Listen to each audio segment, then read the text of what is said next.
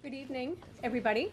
Good evening. Welcome to the Georgetown School Committee meeting of Thursday, December 13th, 2018. Before we start the meeting, if we could all please rise for the Pledge of Allegiance.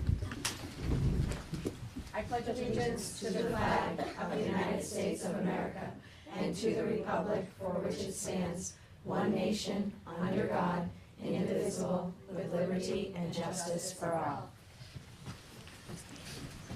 Okay, I'm going to quickly just get some approval on our consent agenda. I am going to make a motion to approve regular session minutes of November 15th, 2018, governance subcommittee minutes of November 7th, 2018, public relations subcommittee minutes of November 13th, 2018, and acceptance of warrants 22P19, 24P19, 23V19, and 25V19.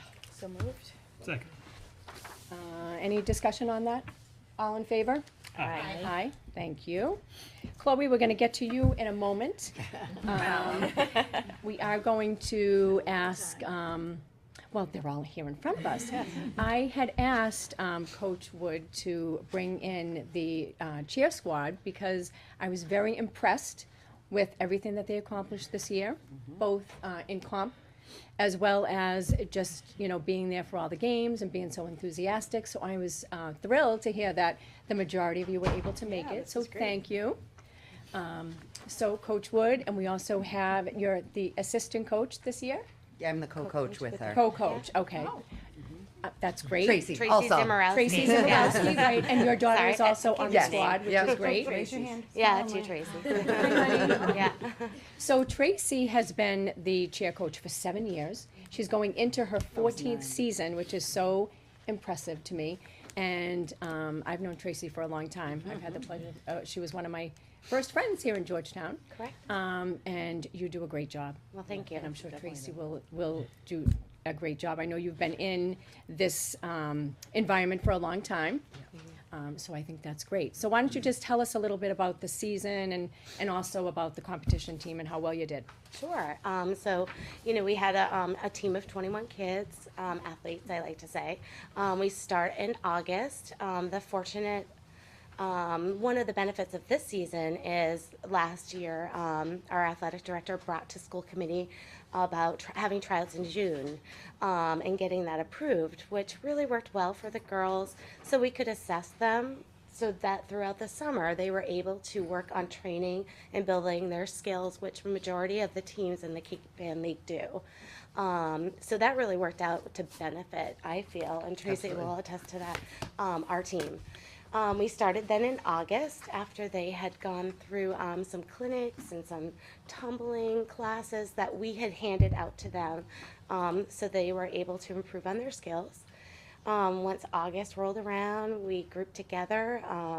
We basically just prepared for games. We introduced Tracy back in June to the program, which was great. She brought a lot of nice changes, added some new cheers, and kind of just spiced some things up a little bit, right? We prepared for games, and then we started our choreography with the athletes that did make the competition team. And again, just moving forward, preparing for games, competition, and really just working hard every day. Right. Yeah, and then competition season rolled along, and I gave you a list of our many accomplishments. Yes? Do you want to list them or do you want me to list them? I think you could list them, would be great. I didn't bring my paper, sorry. It was very impressive when Tracy had sent me this. So the Tewksbury Invitational D4 champions and grand champions, highest score out of all the competing teams. Think Pink Invitational D4 champions, Cape Ann League D4 champions, and grand champions. Highest score out of all competing teams in the Cape Ann League. Yes. North Regional D4 champs, D4 state third place, also 7th place overall in the state of Massachusetts out of 65 teams, Competing, yes, that which day. is amazing. Yes. And second time in 2 years qualifying for the nationals. Correct, yep. And we talked the other day, so you will not be taking a team to the nationals, which is in Texas this year? Yeah, so there's one in Texas as well as in Orlando. We will not be attending this year. Okay. Yeah. But just to be able to do that is so impressive. But really, that Absolutely. the list of things that these athletes have accomplished, because I do think each and every one of you are athletes. You know, cheering is such a competitive sport, and it really takes a lot of endurance. You know, it takes a lot of athleticism. I know that the dedication all of you have between the choreography sessions, the morning sessions, the, you know, afternoon sessions, going to all the games, and then on top of it, to go to these competitions that are quite lengthy as well. It's something that you must all really enjoy. So tell me who the captains are. Raise your hands. So Cassandra Ariel, Jordan Zanger, Julia Dentermont, and Destiny Odell is not able to attend today, is Okay. also a captain. So we have 4 seniors and 4 captains this year. Wow. And will any of you be continuing in college? Yeah, so Jordan will, yes. that's and great. hopes to cheer at Westfield, right? Yeah. Oh, good for you. Yeah. Good for you. So how many ninth graders do we have? We have one ninth grader, Just which one is ninth? Cassandra Spencer back there. Hi, honey. Yeah.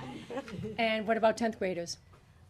Two, four total, 2 on our Yeah. competition team, 2 with Okay. our game day. And then 11th grade? Raise your hand. 3. And then do we have an 8th grader? We actually have, yes, yeah, We have yeah, and we have several middle school, and there's Laura back there, yes. Wow, that's Yes. great. We have a great Yeah. young group that, up the team. to help bring, you know, Yeah. to bring the How many program. seniors did you have? along. 3? Just We Four. had Four. 4, seniors. yeah. So we'll be graduating 4, but we've already had kids reach out for next year, what Yeah. they need to do to prepare. There's kids that once the fall season I do have for winter, but they're also already starting tumble clinics and getting prepared for the next season. Our That's biggest, so I'm impressive. sorry. That's so impressive. Our biggest thing this year was really kind of coming out, making a statement at the games this year, with all 21 girls, regardless of who competed and who didn't, that when they took the field, you didn't know who competes and who doesn't, that they, you know, that they did all quarter breaks together and that they did all half times together, and Right, that. that's nice. So that it wasn't like it was 2 separate teams. No, Right. the only Which is difference so is on important. competition day. Yeah. 11 kids took the mat. Yeah. Other than that, it was 21. But we all attended together.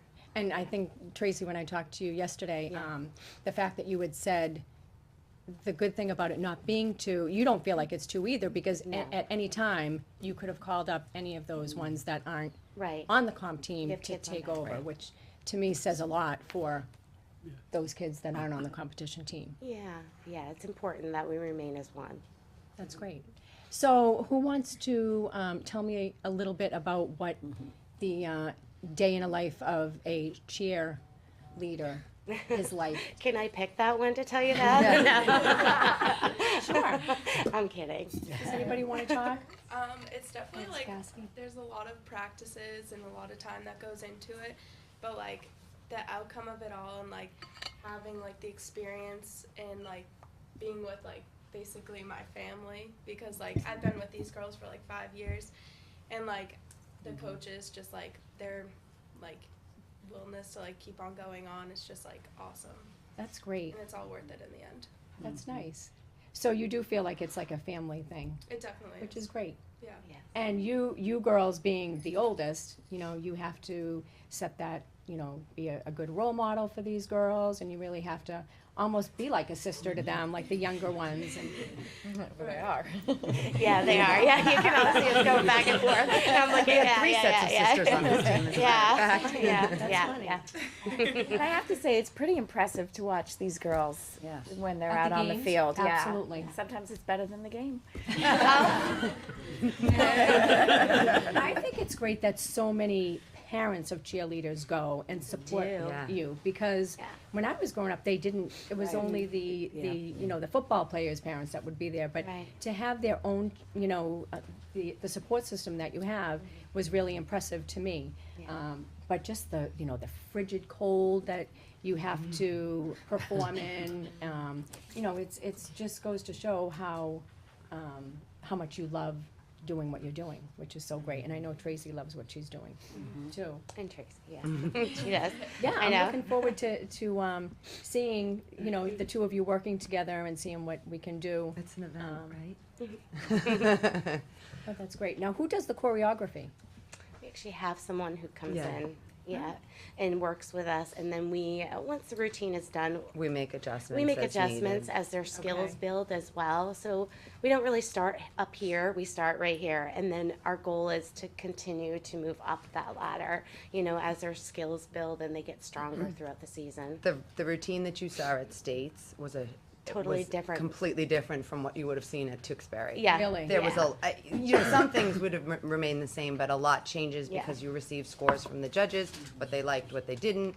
We thought this was great, but the technique, they are not seeing what we're seeing. How do we adjust this? I think we had, at 7 competitions, we had 5 different pyramids.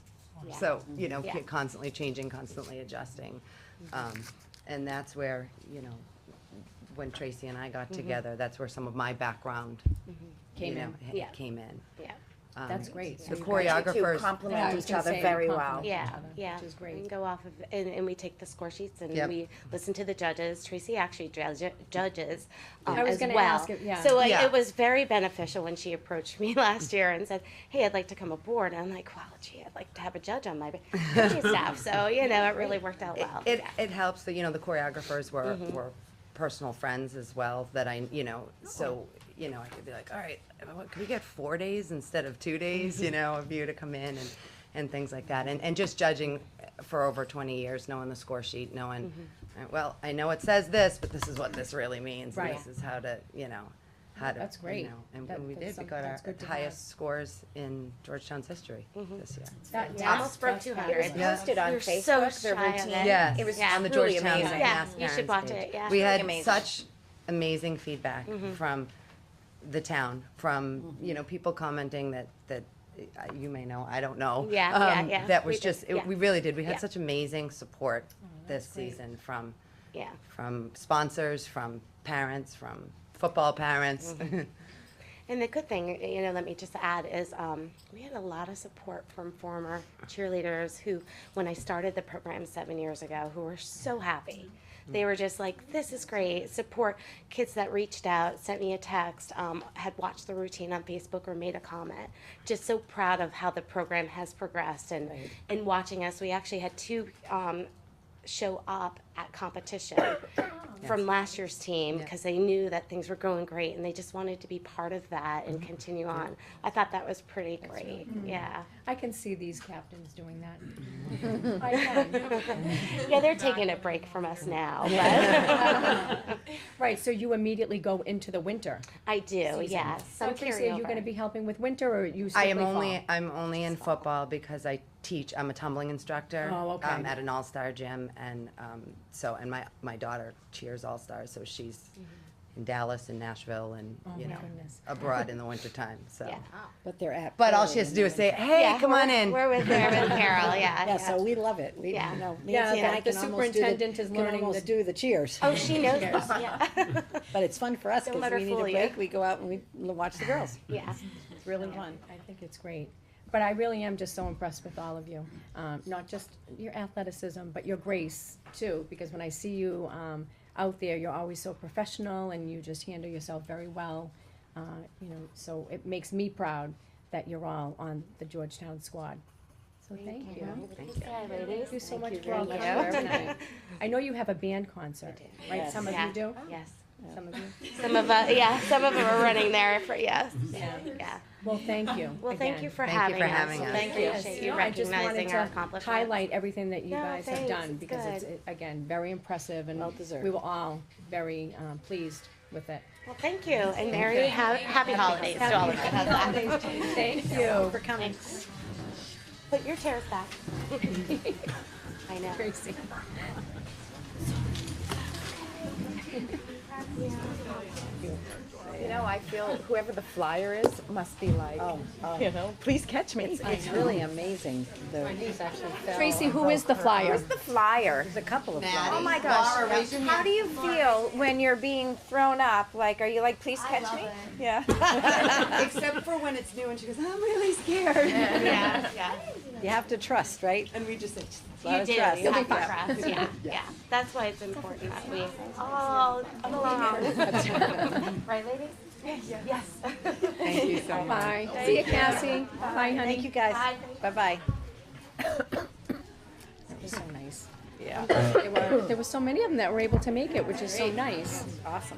They're true. I mean, they are truly amazing. I don't know if you've seen their routine. I'm gonna go on It's Facebook and it's look at it. mesmerizing very- because there's the talent, and I can They're see why very they came with athletic. her.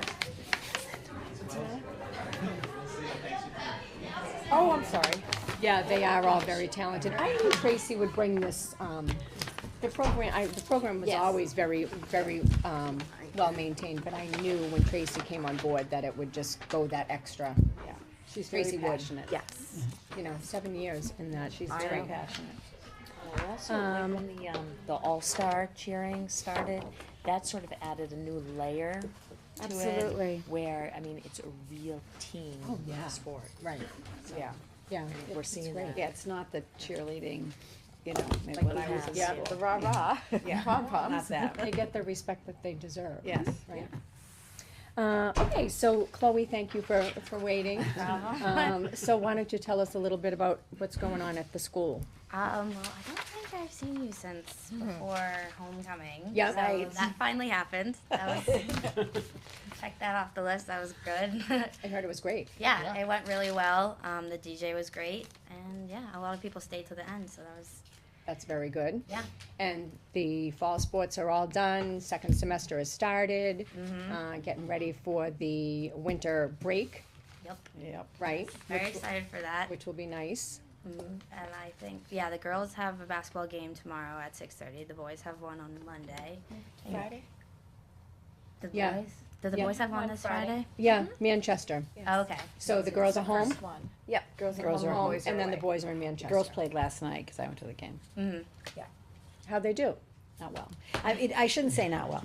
I think the team that they played was a It was solid West Bridgewater? team. Yeah, Solid, yeah. yes. And you know, I mean, the first game of the year is always a little rocky for every team, but Are the girls in the same league they were in last year, or are they in a different league? I thought the same league. West Bridgewater. Yeah, I thought. do we Yeah, know? it was a non-league game. Oh, okay. It was a non-league Yeah, I game. thought I read So, you know, somewhere I West think Bridgewater is they very worked good. really hard and but I think the other team was like just a little bit more skilled, a little faster. So I think they struggled, you know, which is always difficult the first game of the season, you know, you don't want them to get, you know, down and discouraged, but they're back tomorrow night and, you know, the season, you get stronger as the season goes on, so. And we'll get a little more They parity. played with heart, you know, there was nobody gave up, you know, they just were not quite, you know, as good as the other team. Just kinda- But they First worked game. hard, Hopefully- first game, yep. Hopefully it'll go better the next one. But I'm Yes. excited that the boys are starting theirs tomorrow. And wrestling, I think, was tonight. Wrestling is Wrestling this tonight at evening. 6, yeah. Yeah, I hope they do well. Do you have an update? No, just kidding. Their numbers went up a little bit, the wrestling. Yeah. But they're really struggling at the upper weight classes. And I think they're up to 13, but really 18 to 20 is really what they really want. So it's still not too late if anybody's listening and, you know, is interested they in keep on wrestling. putting it on the announcements, like, Yeah. good for you. It's Yeah. just like, yeah, sorry, no. We were sort of hoping some of the football players, you know, because one of the things about wrestling is it's a lot of conditioning. You know, I mean, you're in good shape if you're a wrestler. So, you know, just to, you know, be doing something that kind of keeps you in good physical shape. But, you know, we're keeping the door open just in case. And I think hockey is with Pentucket this year. And so I think they played yesterday against Newburyport. I think they lost, but they won their scrimmage last weekend, so that was good. A lot of drives are going on. We have the toiletry drive, Yes, and I saw that. Toy drive, and other canned good drives. So that's going on. There's a lot of drives. Key Club, I think, and Acapella are I think they're going to Trestleway, or they're going. I forget where they're going, but they're caroling there. So. I saw Yeah, I that, saw the that Key on the- Club, yeah. Mhm. And now let me ask you, I think it was the Key Club that was doing the candy, like the friends can buy other friends candy I or think whatever. the sad club is. Okay, doing sad. that, So is yeah. that just amongst kids? I think so. Yeah, I think you can buy it at lunches, and Okay. they pass them out. They I pass think them out. the Friday before we leave, or the Yeah. last day. It's like candy grams or something. Yeah, yeah, Yes, yeah, I saw yeah, that. Yeah, that's a Mhm. great idea. What else is going on? Oh yeah, college acceptances. The board is Oh, getting yeah, big. it's getting That's big. exciting. It is Love to exciting. see Have you that. heard from any that you're I interested in? just heard from today from UVM. I got in, so that was Congratulations. Congratulations. Thanks. That's such an awkward thing you just. Yeah. No, I would have mentioned it. Always gonna But yeah. have, good for you. Always gonna have a lot of schools that are interested. Very awkward. That's for sure. Thank you. Well, that's good. Thank you, Chloe. I'm glad that you were able to get here tonight. I know we had a miscommunication. Yeah, a little messed up last time. Yeah, that's okay. That's all right. We love having you here when you can get here. That's right. Thanks. Okay, anyone here from the public that would like to talk about anything this evening that's on the agenda? Yeah, you're gonna be next, Rob. Okay, we have the chair. And so, yes, tonight we're gonna have Mr. Rob Hoover. Come on up, Rob. Former committee member of mine. Yes. Hardest job I ever did. Very nice to see you. They like to hear See you, that. thank you very much. Yes. First off, in all seriousness, I want to thank each and every one of you folks for the time that you put in to probably what I consider the most important committee in this entire town and across the state. In fact, the schools are public schools are what it's all about. So I can't thank you enough for that. And it was the hardest committee that I was on. So I went work back to my hard. home, which is planning board. What I'm here for tonight really is all about the children, and it really isn't about us. It's really about the future. It's about our own children, and it's about our grandchildren, and that's the focus of this. And what, as chairman of the planning board, I'm here tonight, I'm speaking for myself, I need to say that. The planning board, we're trying to put together this subcommittee to follow through with what I'm gonna present tonight. We haven't taken the official vote yet, so I can't go that far, but I'm confident that's going to happen. And what the planning board's goal is going to be is to put focus on the subject of climate science and put that on the public's radar, and in this case, Georgetown. And the second goal is going to be to develop a new bylaw to introduce into the town annual meeting, which would symbolically support the latest Intergovernmental Panel's 2018 climate change report. It's really a public statement, if you might say, for other towns to hopefully pick up. And then the planning board, we're going to be developing land use policies specific to the issues. So with that, I want to talk a little bit about the Ipcc, and that, and I want to read this because I want to do justice to the science, and I'm not a scientist, and if my wife is watching, I could easily get in trouble. It is the leading world body for assessing science related to climate change. And 195 member states making up the World Organization. As of today, 194 have signed on to the Paris Accord, which is in support of the Ipcc report. Unfortunately, the only country in the world that has backed out is the United States. And that's where we stand today with that. As far as the science is concerned, over 90% of all climate scientists that are peer-reviewed, and that's really important because you often hear, oh, I can get 100 scientists to say that. Over 90% of climate scientists that are peer-reviewed are in full agreement with the findings of the Ipcc report. In my opinion, the science is done. It's now they're refining it. And what their finding is, in the broad brush, they have been overly conservative. And the 2018 report came out, and originally they were thinking things were going to take longer and it was going to take more of a rise in global surface temperatures. What they've found is it's now no longer the 2%, the 2-degree threshold, 2 degrees Celsius threshold, but they've brought it down to at 1.5 degrees Celsius is the threshold. And what they have concluded is it's going to, we have, and this is the punchline, and you know, I feel bad about coming on the heels of such a wonderful meeting you guys just had. You know, that's the stuff that, you know, that's, so I apologize for the message, because it's not a feel-good message, but it's, you gotta talk about it. Basically, we have 10 years. 10 years is the conclusion to the Ipcc report. That's in our lifetime, but clearly it's our children and our children's children. And what that 10 years has to do with is what they're saying is we have, by basically 2030, we need to reduce the CO2 emissions by 50%. And then by 2050, 2020, I'm 70, I'll be dead. By 2050, we need to be at net zero. A little humor with you. By 2050, we need to be at net zero and stay at 1.5 Celsius in order to stay at 1.5 Celsius rise over pre-industrial time. Pre-industrial is basically last 200 years, and this is all playing out within a 300-year period. Excuse me, rise per year total? Total. 1.5 degrees Celsius. Don't know, right. Yep, over pre-industrial times. Right now, The atmosphere? global surface temperature. Global surface temperature, okay. Right now, we are already at approximately 1 degree Celsius above pre-industrial. We're already 1 degree. Okay. They're saying we have another 0.5 to go. Okay. And at that point,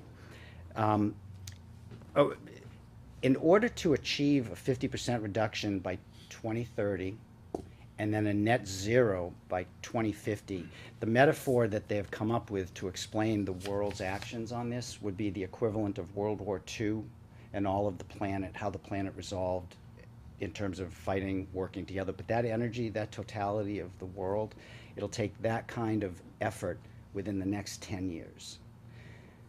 The problem is it's probably not going to happen. There's no political will. It is what it is. We all know what it is. And so the question is, how bad will it get? And these are some of, I want to read this because I don't want to get this wrong. At 1.5 degrees Celsius, if we can keep it at 1.5, which is looking like we're not going to be able to, we're going to overshoot that significantly.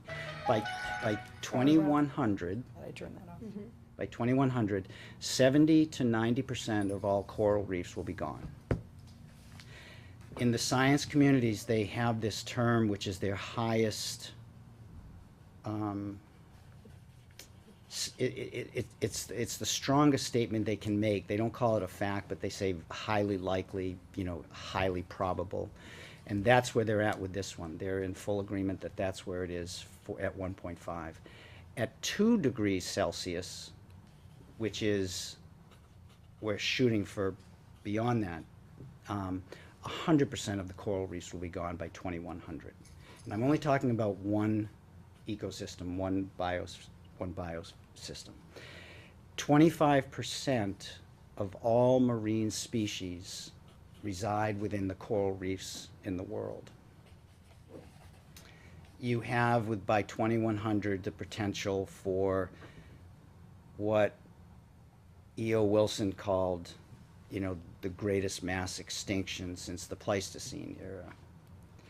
And while technology may be able to help us, once biodiversity is gone, it took millions and millions of years for us to see the birds that we feed and the ducks that we see and once it's gone, it's gone. It's not coming back. Technology is not gonna bring that, although never say never with what's going on these days, but, so, with that, that's a summary of the IPC. If nothing changes, what they're saying is that we're headed for 2.9 to 3.4 by 2100, which is far in excess of 1.5 and 2.0. Our own federal government, I just want to give you a couple more reports. Our own federal government came out in November of 2018, 13 federal agencies. The report was issued on a Friday night, that if we don't hit the 1.5 degree Celsius mark, which we are probably not going to, we will lose 10% of the U.S. economy. And that is compared to more than the Great Recession we just went through, but not the Great Depression, but it's the equivalent of the Great Recession. So that was a report from our own government, putting that on the table, 13 federal agencies. The Department of Defense, the DoD, our own Department of Defense, has labeled climate change a threat multiplier. This is our own Department of Defense, and the threat multiplier, what they're talking about is, for example, in the low-lying countries, if you think we have immigration issues, challenges today in the low-lying countries where so many people live and cannot afford to live anywhere else, as the sea level rises, where are those people going to go? Drought, famine, so on and so forth. Threat multiplier. So, today, what I'm thinking moving forward is the school committee and this idea of being proactive, and working with your curriculum and your programs and how you teach this, and weaving it through all of the age groups at whatever level is appropriate. Bob Watts on the planning board gave me this, it's from the Gloucester Times, and they have a column, Climate Change Education in Local Schools. And it talks about climate change is happening and how the local schools are now starting to weave it into their programs, and talks about how Massachusetts is actually a leader, and I'm not surprised, in the realm of climate change education in the public school systems. And this was in the Gloucester Times, and there are other, I guess, trying to weave it into the requirements that you have through the state is the challenge, and that's the hard work that you folks do. But that would be one wish list in terms of why I'm here. What's the name of that article? Yeah, I'll leave this with you. It's Gloucester Times. It's called column Climate Change Education in Local Schools by Susan Hogue, June 3rd, 2018. Yeah. Does it mention that Gloucester is actually a school that is doing it? Yes. Yeah. So Rob, when we talked, and I looked over at that IPCC report, which is very detailed and very scary, to say the least. Why is it that it doesn't get the attention? Why do you think it is that it doesn't get the attention that it deserves to get? This is my personal opinion. I'm absolutely convinced of this for my own self, my own personal opinion. The day Citizens United was passed, the day the Supreme Court voted on Citizens United, prior to that, the Senate, the U.S. Senate, had many bipartisan bills with regards to climate change on the table. Mm-hmm. The day after that passed, there has not been one bill, and it has gone in just the opposite direction. So the punchline is money. Politics and money. Money. Mm. People are afraid to rock the boat, and the money that is coming from those very large corporations that are after oil and those sorts of that's my opinion. I've talked with what's his name? Eric, the weatherman. Short-term money. Hmm? Short-term money versus looking long-term. Long-term, it's gonna hurt the economy terribly. Well, But short-term, and so and this is where it gets really, I agree with you 100%. Things just need to be said, and this isn't about politics, and I want to stay out of the politics of it. It's about the science, and it's about where we're headed. But I'll say it this way, there are people who are leading this country who have said, and are quoted, something to the effect of, I don't care what happens, because by the time the shit hits the fan, I'm gonna be out of office. And so it's this focus on self, what can I get from myself, and they don't think they're gonna be impacted by it. They will be, but as long as they've got wealth, and so it's a big, big issue. It's I very recall hard. years ago that even as a child, we were talking about the whole ozone layer and no aerosol Yeah. sprays and all things like that. Yeah. You don't hear, I mean, things are more in aerosols, don't you find? I'm like, I remember we were supposed to be phasing that Well, out. they're different. And, right, no, The but, technology on that is, well, and to your point, there was a big movement that certainly didn't solve the problem, but it addressed the problem. And it was kind of the world coming together, or industry coming together to make it better. take CFCs out. Yeah, well, so after our discussion, a couple of weeks back, I tried to find school districts that have, brought this issue into the curriculum, and I can't find one, so I'm glad that we have something to go by now, and that's not to say that none of them have, I just couldn't, when I Googled it, I couldn't get Yeah. it. And we have to find out what we already do, because Exactly. I think the standards do Address it. include some of this, ecosystems, and I'm sure there are standards that, go after, a responsible, treatment of the environment and all that, but to the extent, of what the report is suggesting. And, I know a couple years ago, we did a whole thing, remember, we had some kids come to the school committee they were working on with the, reducing electricity. What was it, Margaret? Remember that group that they had the grant, was it the fire department? No, it couldn't have been the fire. It was some group, an energy group that came in and actually worked with the kids on things that they could do to reduce, I think it was water. Might have been the water department. Remember this, the water department? And they had talked about all the different kinds of things that people could do in their homes to reduce the waste of water, from Like don't brushing have your the teeth. right, don't yeah. have it running when Yeah, you're brushing your teeth. yeah, so I think there've been a couple Yeah. things, but to your point, it's probably not steady enough. What's- It's not what's- consistent enough. What's so hard is we're not genetically wired to be thinking about problems that are gonna be happening, Yeah. X Yeah. number of years down the road. And so unless it's right in our face, Mm-hmm. but, to that, if attention is brought to the fact of, look at how the cities right now are starting to plan for sea level rise and the millions of dollars they're gonna be spending to try to deal with that.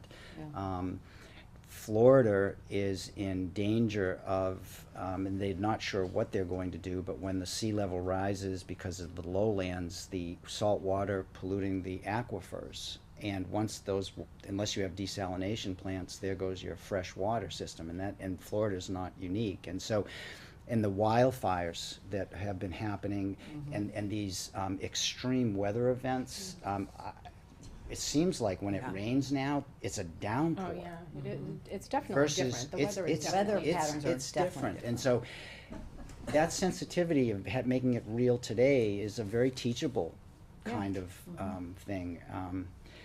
But to that point, it's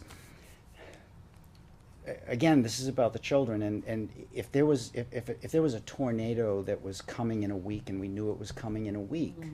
You prepare Police for it. department would be there, the fire department would be there, the selectmen would be there, everybody would be there talking in preparation for it. Well, there's a tornado coming, but it's ways down the road. The final, those, and that's where it's hard, but that's where public education, which, we'll hopefully, I'm waiting to get scheduled with the select board. We'll take this to, the newspaper and so on, and just continue to start to spread this word. But I guess that's in the end. That's what it's about. And we can do it. We can do it.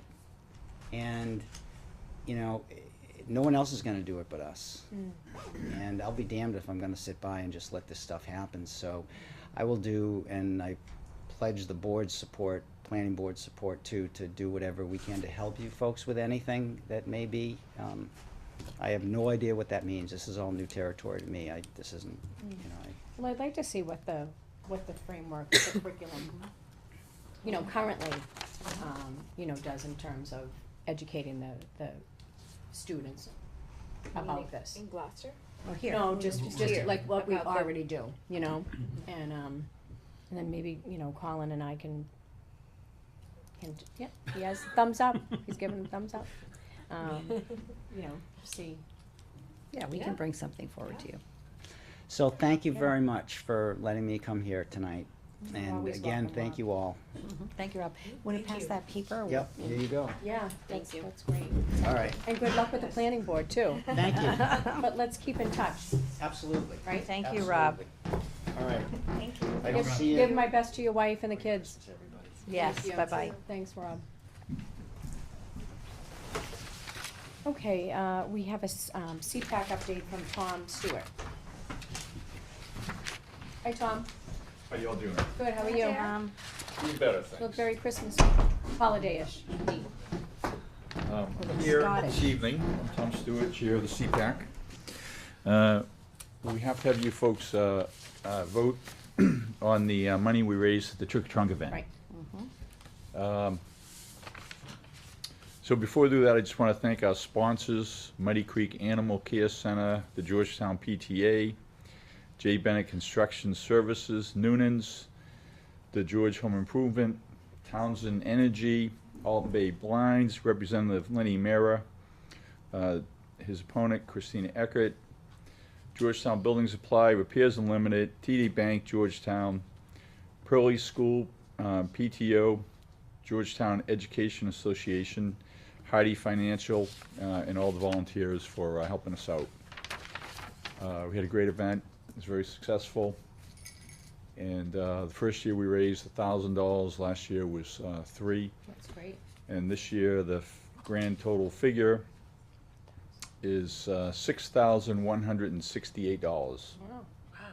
That's So, fantastic. We got that reconciled. We had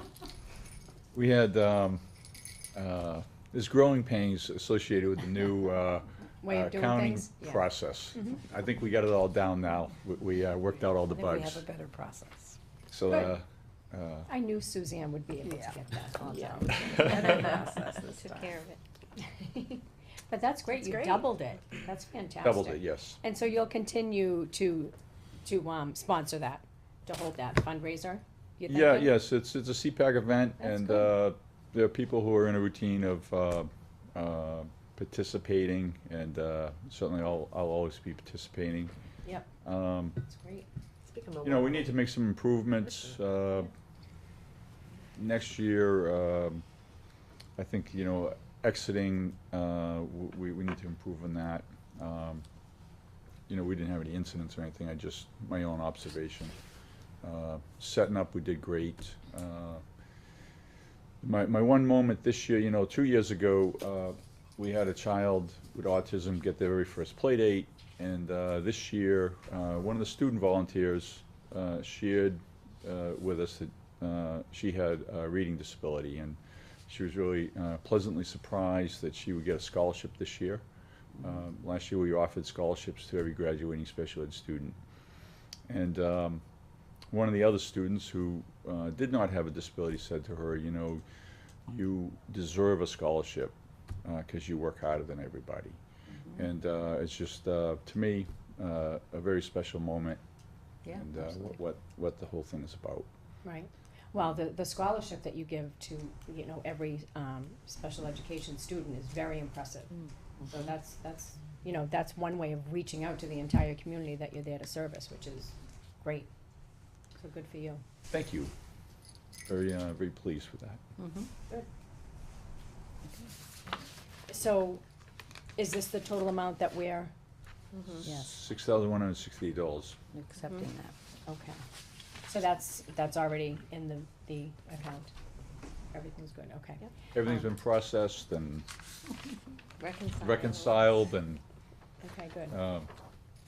yeah, it's all good.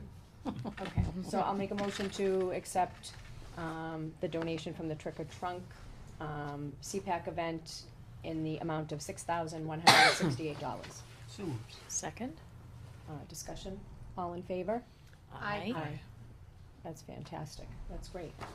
Also want to mention, I neglected to mention Honeydew Donuts and Domino's for their donations, and the Kiwanis were there as well.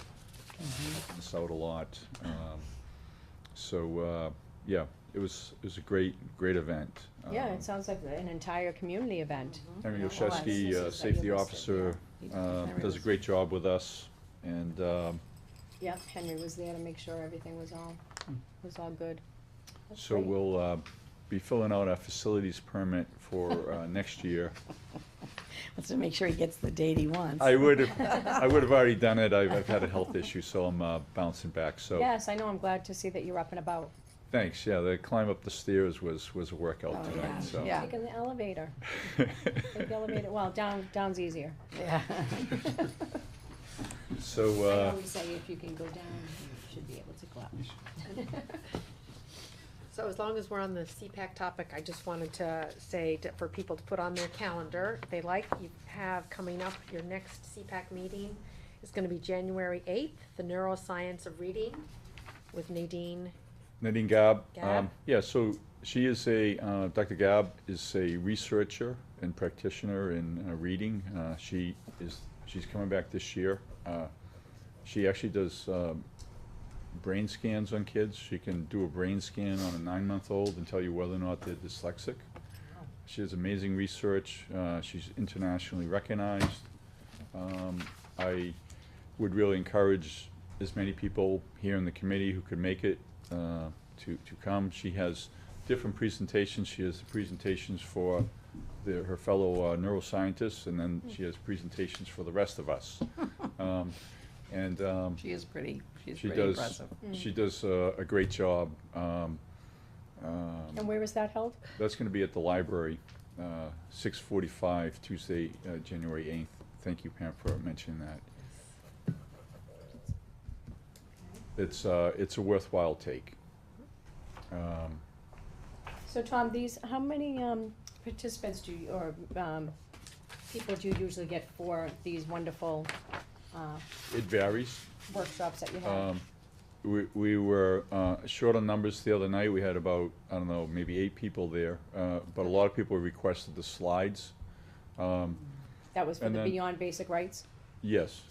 And then, we had about 12 people for Henry Oshesky. That was a great workshop, the Alice training.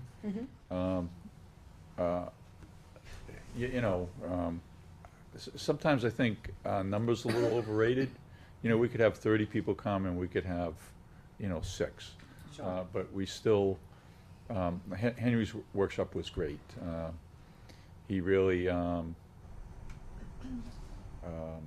would say, subdued a lot of fears with giving factual information. Sure. He's a very, he knows everything about Alice and filled with statistics, and so it was a great workshop. It's wonderful to get the opportunity to parents, whether they are able to take advantage of it or not. And even if 10 come, it's Yeah. 10 that are That's- educated. Yeah, yeah.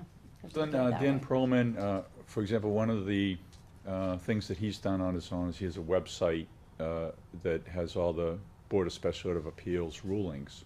And I had asked him during the workshop, because I've been on the state website and had a hard time bringing up rulings, and he said, well, it's because it doesn't work anymore. And actually, his website, the hearing officers use. Everyone uses his website now, and he does that for free. He's very skilled attorney in special ed matters, and he's a great guy too. So every special education matter that goes to the court is then uploaded from him? The results? Yeah, he gets it directly from the BSCA, and then there was a recent ruling I think he uploaded today. So they so anyone can download it and read it. All the, students' names are usually removed from those, but they're interesting to read. Sure, I'm sure. Yeah. Okay. Well, that's good. I'm glad you guys all have figured out how to do things. It's different. I mean, it's, it's never been done before. It was always their own way of, their own account, and so I'm glad that. Well, I'm glad we're in able to work compliance with together. the law, and I think in the past, the CPAC had small amounts of Yeah, money. they're and raising no one more really, funds now. no one Yeah. really paid too much attention. Yep. But we did have a goal to raise larger sums of money, and so it's good that we're in compliance with the law, and we can now, we have a process to deposit that, and Right. we'll be getting our own mailbox down there. It was I felt a little unusual getting sponsors to mail checks payable to the town of Georgetown to my house. Oh, yeah. You know. So what, at the school? We just, So- in Pearlie, we're just having. So, yeah, we'll just have a mailbox there, and Yeah. the less I handle money, the happier I am. Yeah. Happy Suzanne is too. Yeah, no, it's all for the best though. Following our process. On a not really related issue, but I had asked, I think it was Colin, and I know you recently put up a website, or you're in the process of. We have a website. We've had it for, this is the third Or year. CPAC? Yes. The CPAC had a previous website. There was a previous version, And then, right. and then what happened was, the leadership misplaced the password. Okay. And they could not retrieve it, and they lost the whole thing, unfortunately, because it was a tremendous website. So then we got it up and running. Chantel did a lot of work with that. I actually have a student doing community service who's helping me with that now, trying to update it and modernize it a little bit. For sure. The reason I bring it up, I guess I just saw you sort of advertising it within the last couple of weeks. We need to make sure that it's being archived. So that's kind of a Colin, or is that? Is that connected to the school website? Well, it's not. Is there a link? There might be a link, but the actual website itself is a separate Because I haven't found entity. a link. I saw it on Well- Facebook somewhere. No, but I mean a link from our website to the. I don't think it's on there. To be honest, I didn't realize it existed. Yeah, there is a link off there? the main page. Okay. Okay. I just Mr. didn't Tiana find helped that. us out with that last year. There's a Okay. link off the main page. It's there. You, on the right-hand side, you hit the tab, Okay. and you scroll down. So then and who there's- archives it? And we have a service. Service, yeah. That Okay. does it. But in that it's hosted not on our actual site. Yeah. It is still all public record issues. So we need to. So where is it housed, Tom? It's a Wix site. Yes, thank you. But could it be, It could be. could it, It could be be moved, trans- yeah. for sure. right, I think that's what we should do. Whatever you folks want to do is fine with me. I'm not really the high-tech person to talk about with that. I'll just go along with the flow. Okay. Would that mean it would be part of the school district's website, or? I mean, it could be. Well, I mean, it It could be it linked. could be. If there's no objection, That would be the easiest thing. between, yeah, I think that would be the easiest way to do it. You would still 'Cause then it would be manage automatically- it you would and still- post it. Kind of control it, for lack of a better word. Yeah. But yeah, Being part of our site Allows archives the it. archives correct. to happen, yeah. Because our site is automatically archived. Okay. Or through the service. Yeah, if you were a separate 50, If you were a separate organization. yeah, it then, wouldn't but you matter. kind of fall under our Right, we umbrella. can't be a separate organization, right. So, yeah, so whatever folks want to do. I have a student who's been doing community service, so it'll actually probably be exciting for him to get further into this, because he's interested in learning more about web design. So, who should that student reach out to? well, that's what I was just thinking. Kip Journey? No, No, I mean, it would be a Ben, Paul, yeah. Colin. Somebody who's working the website. I would probably ask Barry to talk Barry. about this, Barry or Paul. Yeah, any of us that Yeah. we can figure Just out migrate the it, right way yeah. to go about it. Okay. Next Colin, is can Mel you, on that. can you look into that with Barry? Yeah. Would you mind, Barry and Paul? Yep. That'd be great, thank you. Perfect. Okay. Yeah, it'd be great. Just one other thing for workshops, I know I've circulated the list, we'll be adding an autism workshop, I have to come up with a date. Someone from the Laurie Center will be coming, presenting on autism. So we have a number of workshops for the year. Great. And, So one of the things, Tom, that we've been working on is kind of a master calendar, because sometimes what happens is you might schedule an event on something another event, and what happens is people get pulled. Sure. And I wanna make sure you get the maximum people at your place. Sure. So if we can just make sure that before we get a date, unless it's, something that there's only one possibility, maybe we could just, check. If you let us know what you're thinking, we can check in with the schools to make sure there's nothing else yeah, who do you want me to significant check in planned. with that? Why don't you, check in with Nancy, and then, with my Nancy, and then Nancy Okay. can check with the appropriate, rather than you having to go through a lot of different people, we can access that information. Sure, yeah, that's great. That's where the facilities forms are. That's right, yeah. We have we're working on sort of a calendar that everybody has access to, but I think that way, you don't end up in a situation where, you get a minimum group and someone else is because it's busy, the schedules are busy. I don't know what they're laughing about back here. I don't either, but I'm gonna ask They're them. not sharing it. They know how busy their schedules get, so it's good to, just see if we can't coordinate. Yeah, one last thank you. Becca O'Malley, photographer, did tremendous photography. If you're on Facebook, she had a drone and she took a bazillion. Oh, Yeah, sweet. she volunteered her time. She's very skilled. She's done a lot of work with special needs families, and as well as folks who don't have special needs. But she did a tremendous job, and a big thank you. It was great to have her there and have all the pictures. Great. Big thank you to Becca O'Malley. Okay, thank you, Tom. Thank you. Okay, so I think we have Tom scheduled for another Yep, session. saw that. A couple January. actually on the schedule, So, so. I know you have a busy night, so I'll. Okay, thank you, Tom. Thank you very Thank you all much. very Glad you're much. feeling Appreciate it. better. Yes, Thank you, feel appreciate better. that. Okay, Would we do Sean? sure. Would you mind? No. Because he's got a baby at home, Will. Come on, Sean. You might wanna wait. I was gonna say. And then we'll do the plans. Kidding. Hello, everyone. Hi, Sean. How's the baby? Good to see you. He's good. He's Good. great. How old is he now? He was 4 months on last Saturday. So. Wow. Yeah. Time flies. It does. Walking yet? He drove me here. He's waiting outside, actually, so we gotta wrap this up. He's wonderful. Good. Yeah. Good. And he sleeps. Next Christmas will be a He really good sleeps. one. Yeah, this one's kind of like, what do we do? Exactly, yeah. But Change them in all different outfits, take pictures. Yeah. Exactly. Next year you won't be able to do that, no.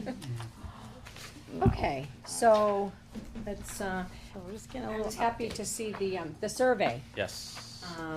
How did you administer this? Well, with the help of Ben, I created a Google Docs and I sent it out. He created a email group for all the students, and I sent it out to him with a bumper on either side. So I told him it was coming out, and then I told them that it was wrapped up. And they had 5 days in total where they could do it for 24 hours whenever they wanted to. So the 52 responses, I believe, are accurate, true responses, opposed to the survey that we did last year in the cafeteria, somewhat saying, do this survey, and they just pencil whipped it and Yeah, did it. yeah. So, I feel like the read on this is much more accurate The than. kids that wanted to have their voices heard. Exactly. Took the time to do it. That's right. Yeah. Yeah. And the beauty of it already being created, I can go in, tweak it whenever I want. We could do it quarterly. We could do it, add a 50-50 raffle type thing to it, or whatever. We need that. Oh. But it's great having it electronic opposed to just, Slips. Well, it's Slips also of paper. a lot less manual I love labor. right. Yeah. But it's, the I've heard. first question is interesting, how often do you eat school lunch? It's about divided, Yeah, right? divided, yeah, 34.6, yeah. Every day and then never, same. So, the information that came back on this is pretty much, we knew how many people ate lunch because of our participation rates are, you know, rough estimate on where we're going to be on that. Breakfast, again, same type of information we got. Did that kind of match up with the? It did actually, you know, it really, really did. Yeah. That's what made me, when I first glanced, I'm like, how accurate are these answers? And then I just looked at the first page and I'm like, all right, there's some validity to the rest of this packet. So, you know, going through, if you don't eat, tell us why. Most people bring it from home, especially breakfast. People just aren't there in time. You know, it all depends on those bus routes that we try to figure out. I had a meeting with Dan about the coffee shop, and we talked about busing there as well, and how they're eager to get out at the end of the day, get the kids home. And we have like 10 minutes. We do breakfast in the morning, really. Once the buses show up, we have a line, bell rings, line's gone. So we're there, and we're busy for 10 minutes, really.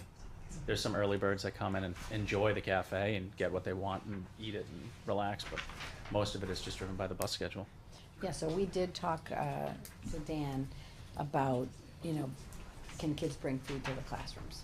Now, obviously, we don't want them to have a whole, you know, gourmet, you know, 5-star breakfast that they roll out in first period class. Right. On the other hand, you know, I know one of the things Heather had always talked about doing was setting up these grab and go kind of things where kids could come in, grab something, and then maybe eat it in first period.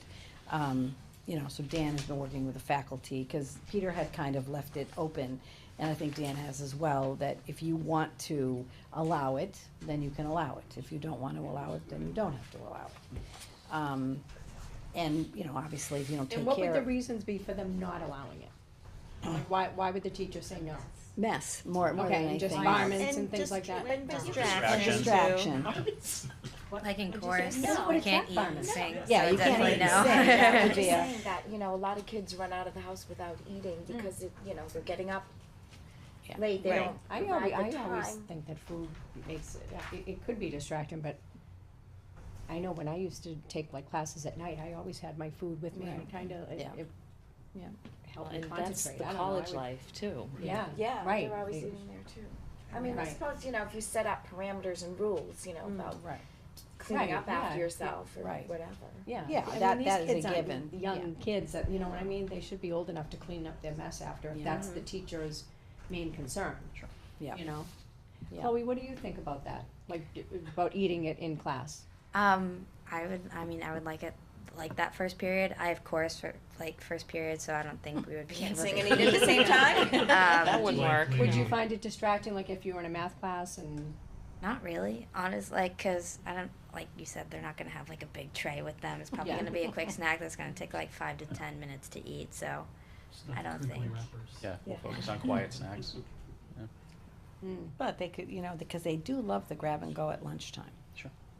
Right, so, you know, again, if they don't have to come in, sit down, eat the egg sandwich, if they could grab it with them, or, you know, something like You a might see sales parfait go or up a something little. like that, I don't know, you know. Yeah, we've been staying open during cleanup. So we're open now. The after school starts till about 8:30, 8:45, depending on how long cleanup takes. So as long as that station has a person in it, as long as the cafe has somebody in it, we're open for sales. Once in a while, there'll be a teacher that comes down and grabs a coffee. You know, so I think with some marketing and figuring out how many teachers are gonna allow it, you know, if it turns out to be 2, maybe it's a different story. But hopefully the teachers are a little bit more lenient with it, and we can kind of run with that, see how it goes. Some prepackaged stuff, or Give them a free coffee. no No coffee free. after the bell rings. Now, the kids wrote like what they miss or whatever, and they said spicy chicken patties, last year they were in the grab and go, but now they're gone. Sure. So what's that about? The chicken patties, well, I'm happy to say that they're back. For some reason, last year the chicken Data patties, drives decisions. a spicy chicken patty was twice the cost of a regular chicken patty because of demand, and that's it. Oh my goodness. So That's awesome. I guess a lot of people stopped buying them, so they dropped the price back down. Yeah. So now Oh, they're about funny. the Now same that's price. There's gonna still a go little back. bit more money, but, you know, for really So nothing. watch on it. You know, that's what we were doing last year. We were making our own spicy ones, but we weren't fooling anybody. Yeah, these kids are smart. Yeah. They know what they like. That's So right. they like the ones from last year. They like the pre-spiced spicy chicken patties. Yeah. But they're back. Is that how they're marketed? Yeah, pre-spiced spicy chicken patties. Chicken in quotes. It's the most consistent thing all of my boys like. That's it. The chicken spicy. patties. Same thing at Pembroke. There's a following down there. And again, we weren't fooling them either with making our own spicy chicken patties. So, you know, you ask and we will give you what you want. But we were talking about like, you know, doing some things like with wings. Yep. You know, having Pop-up like a series. pop-up series, you know, so it sounds Oh, like or they to would have like like to. the different style, like So they barbecue would like sauce to and see red wings, wine. yeah, they listed here. Yep. And that's something Mozzarella that we can sticks. buy. Your children like wings? Yeah. Mine do. Yeah. My whole family loves. Yeah, I can, the order guide that we have from Thurston, who is our mainline supplier for our dry goods and our proteins and things of that nature, it's very limited, but I talked to him and told him that for catering purposes, I want them to open the order guide so I can get other stuff that's not the convenience K-12 items that everybody else is buying. So we can get chicken wings and we can get different things. They're messy though. Yeah, They are, Yeah. we get those little handy wipe things and yeah, just give them a handy one. bibs, yeah. And I think I what's think funny, it's gonna sell. I think Only it when was you give lobster. lasagna on here was, a lasagna was on here a couple times, I thought that was interesting. You could definitely see, you could sort of, looking at the 2 or 3 questions, you could see who wrote the same answers. Oh, the Italian The food. Italian Yeah, food, I love the there was Italian food. The chicken patties and all Consistent. quotes. Yes, exactly. There was. And what's this more Chinese food? Do we ever have Chinese food? We do stir fries. What's today? Today's Thursday. So Tuesday, we did a stir fry. Julio, our new cook manager at the middle high, who's doing a fantastic job. Yay is right. He's doing a great job, and it really looked good. I don't know. Were you in for lunch that day? Tuesday. Let's see. I had it today. I had the mozzarella sticks, which were Oh. good. Which is also a hit. Mozzarella sticks is not lunch, Chloe. But But the ones they make are their lunch. It was very good. There we go, the poster girl. Yeah. for I would feel better if you had a mozzarella. salad with your mozzarella sticks. Well, You like, always say that usually I cereal have a isn't a salad. lunch either, and I disagree Veg. with you because I love cereal. Gotta be calcium in mozzarella. It's dinner too, Hey, right? yeah, Yeah, I love absolutely. cereal. Oh, I love that's- mozzarella And sticks. I always think of them as an hors d'oeuvre though, or an A little bit of protein in the appetizer. cheese too. Yeah. Usually I have salad, but whenever the mozzarella sticks come out, I just have to get it. Yeah. 'cause they're so good. Well, that's good that they're And they're good. not fried, right? Yeah, they're not fried. Yeah, It's so like they- just like a cheesy pizza. Yeah, they want 'em It's more good. often. I like it. Maybe they could go on the grab and go every once We in a do while. every once in a while. We do have them in there. Yeah. Cause they put chicken nuggets or something in the We grab did and chicken go and nuggets they and went fries a couple of times. crazy. Yeah, we could hardly keep up with that. The chicken patties are always just king. I mean, they have been since when I was at Endicott. The chicken patties Yeah. were flying out the door then, and God knows how long that was. So, That's so interesting. yeah. And the other thing about Julio coming on board is fresh eyes. He's bringing some stuff to the table that it's just we are not thinking that way. Or when he comes in and he's like, let's do it this way, let's do it that way. Whether it's organizing the storeroom or it's the menu items, it's a fresh set of eyes looking at things, and And is That's worth his $1 million. background private or public sector or what? public sector. He worked at a couple of steakhouses, like chain restaurants and things of that nature in the past. So he's got a pretty strong like background in kitchen awesome management. menu. Yeah, Great. happy to have him. Very happy to have him. One of the things that I saw came up was, please, they'd like to see gluten-free foods. Mhm. And I thought we had gluten-free foods. We do. And some of the things on here, we do offer, but maybe it's just not known. Maybe there wasn't an inquiry, or Marketed enough. yeah, and then some people, get rid of Domino's here and there. I know, and, that was so interesting. Well, there was just they changed the federal guidelines recently, and so we can do 49% non-whole grain enriched I foods. saw So that. we're looking into Domino's regular white Domino's crust and all of our pastas. We're gonna get away from that whole grain pasta Oh, as good. well. I think Yeah. that- I think you'll see a lot Yeah, more so kids eating pasta. Yeah, that's a Especially if big you thing. make sure people know that the pasta's changed It and won't be brown anymore. They wanna get rid of gross beans. Roast beans, right. So I'll stop buying the gross you beans. still love those. That's how they're Start buying marketing the again cool too. The good Okay. beans, yeah. Yeah. Where was that? Swap them in. It's in here somewhere. Right here. Yeah, under Sloppy Joe's roast beans. It's Sloopy Joe's. So my questions were on sort of the part 2 of the survey, or at least the way it was in the packet. And I think the agree disagree, some of the disagrees felt a little, I'll say, uncomfortable. In terms of, and This cow. the Yeah, bar just grabbers. the bar You grabber, realize okay. number 5 is not disagree. Number 5 is, number oh, 5 is no 4, opinion. My apologies. yes, 5 is Okay. no opinion. That kinda got me, So that So actually 4 means changes strongly my- disagree. right. Okay. Okay. 4 is, yeah. Okay. But Some there's of them room are for improvement in Yeah, this. I can see. some of the disagrees were higher than I would Like- expect them to be. Food serving hot or cold. So what are threes? I'm sorry. Food Three being is fresh. Three is right in the middle. I Disagree. think. So, yeah, Right. one is the like strongly highest. agreed, and two is agreed, and three is disagreed, Right. and four is strongly disagreed, and five Yeah, is so- like no. Yeah, so like, the first one, the food is served fresh. I mean, we're really trying hard to make sure there are fresh options, right? That's right. And so for that to, come strongly, more disagree than agree. That's weird. Yeah, Yeah, we have to look at that stuff. yeah. I mean, the perception is, The look is well, I mean, another problem. with school lunch historically is it's, right onto the plate type deal. And we're obviously trying to break that. And again, with the new leadership in the kitchen, we're looking at using different ideas, making our own veg medleys instead of buying frozen or things like that, taking what we have and making something different, even more so than we've been trying to do in the past. And we're already seeing it, today I went and I said, hey, that's a great veg medley. It had green beans, corn, carrots, broccoli.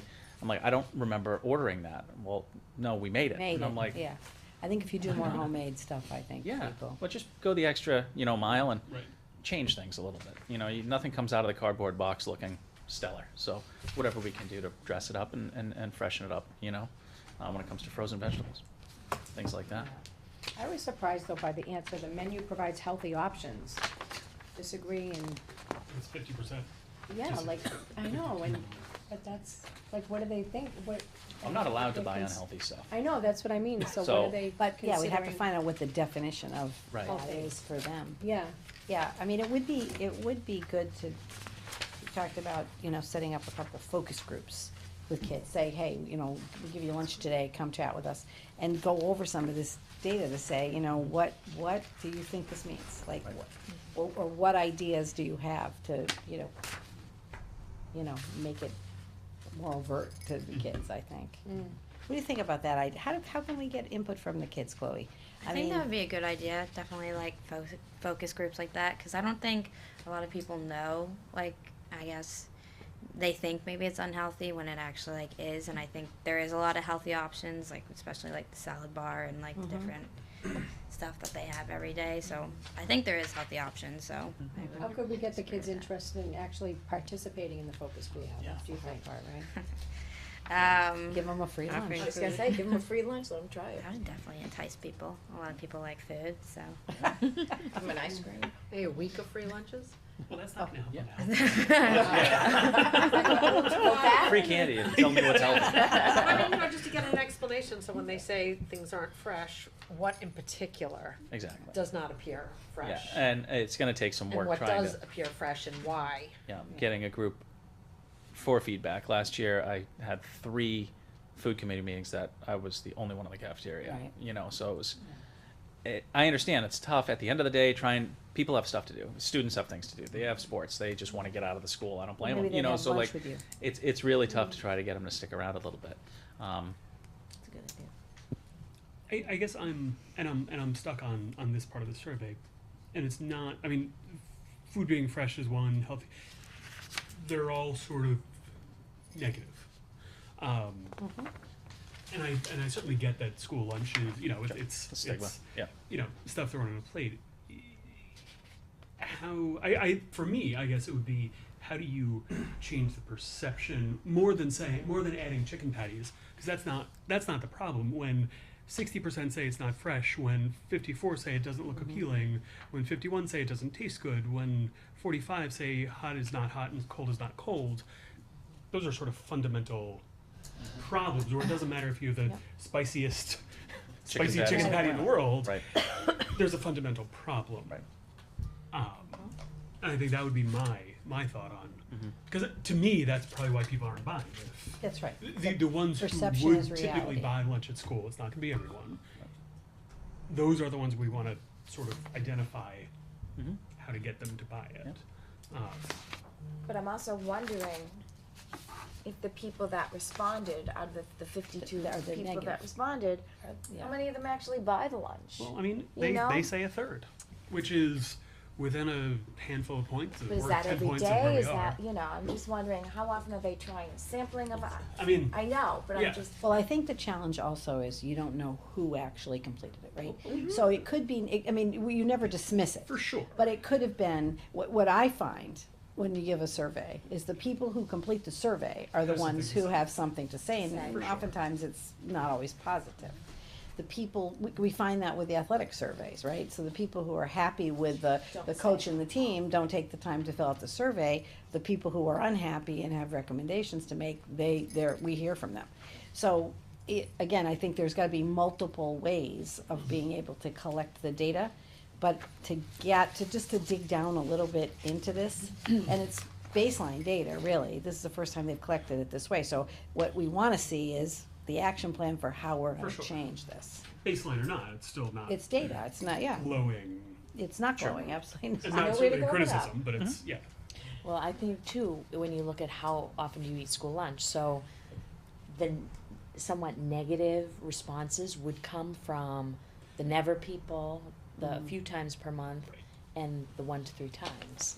So How that's do those answers 2/3. align with the Right, negative? so yeah. that's what I was getting at. Yeah. And there could Just be didn't people come who out eat as that. lunch every day that aren't satisfied, but they have no choice if they wanna eat lunch, right? So, you don't know. That's why it's good to dig down a little deeper too, but that's why we collect data, right? We don't have to like it, And that's where the But focus we- groups but could it's- help it's good to- clarify. figure out like what is going on, cause we all know perception's reality. Like, we have our own perceptions of things that we won't touch because of our perception, right? So we do have to, and I think we've been talking, getting more kids engaged in the foods program, even if they don't eat every day, hearing those voices, right? We talked about interns, and Sean's got a guy, one of the kids that's an intern. We talked about having some of the kids maybe work in the coffee shop, as part of an internship program. Or maybe if they worked after school, they work at Dunkin' Donuts, they get paid, right? The more you can, this intern, from what I understand, is in on the ground floor, and he goes out and he tells kids, no, they really work hard at trying to put this together. So the more kids that can get the information is power, right? Then they influence other kids to try stuff. And marketing is something that we definitely have to do, like, it's just, when something is made fresh, we have to somehow make sure people know it's made fresh, lasagna, we made it, Yeah, we don't made buy by- any convenience foods. There's nothing coming out of the freezer going Yeah. into the oven as a one component. Like, everything is put together and Yeah. cooked in that kitchen. But there is a belief that, everything we make comes in frozen, and we just Right. like encore, throw it in the oven, timer goes off, and we put it on the line. And we don't buy a single thing that way. Yeah. Well, I don't think I could if I wanted to. The way that the order guide is set up and with the mandates. So it's a thinking. It's a way of thinking that I have to change. But that's not all. There's validity to what you're saying as well. That's a good Things do message need to to be get out. freshened up. To be quite honest, fresh things cost more money than frozen They things. do, that's the hard So, part. we're taking frozen things and trying to like magic wand and make them look fresh. And that's going back to what I was saying about the veg medley that we're putting together ourselves, because the broccoli looks different. Nothing cooks the same rate, so Yeah. they're really going the extra mile Yes. doing that, And I think, Julia's been with us for 2 weeks now. And everything seems to be trending up. When I go in there, I think the food looks fantastic. So I think with a little bit more time, we're going to see really how far we can take that and put all the components together and see what we can do, My last, sorry, go ahead. Oh, okay. I was maybe thinking you could get a couple students, take like a little survey at lunch for their table, because there are people at my lunch who don't have their own lunch, but also buy lunch. So if you get a couple of kids that maybe are willing to, that could survey their table just one day, and see what they think. Yeah. To get more people to participate in Yeah. the survey. Yeah, that's a good idea. I bet you the kids would help you with that. I would look at adding to your survey, the Dunkin' Donuts question is how many go to Dunkin' Donuts every morning? Right. And what would it take for us to steal them back? And it might be that they're lost. It might be that the answer is we're never going to buy it at the cafeteria. Right. And if that's the case, stop.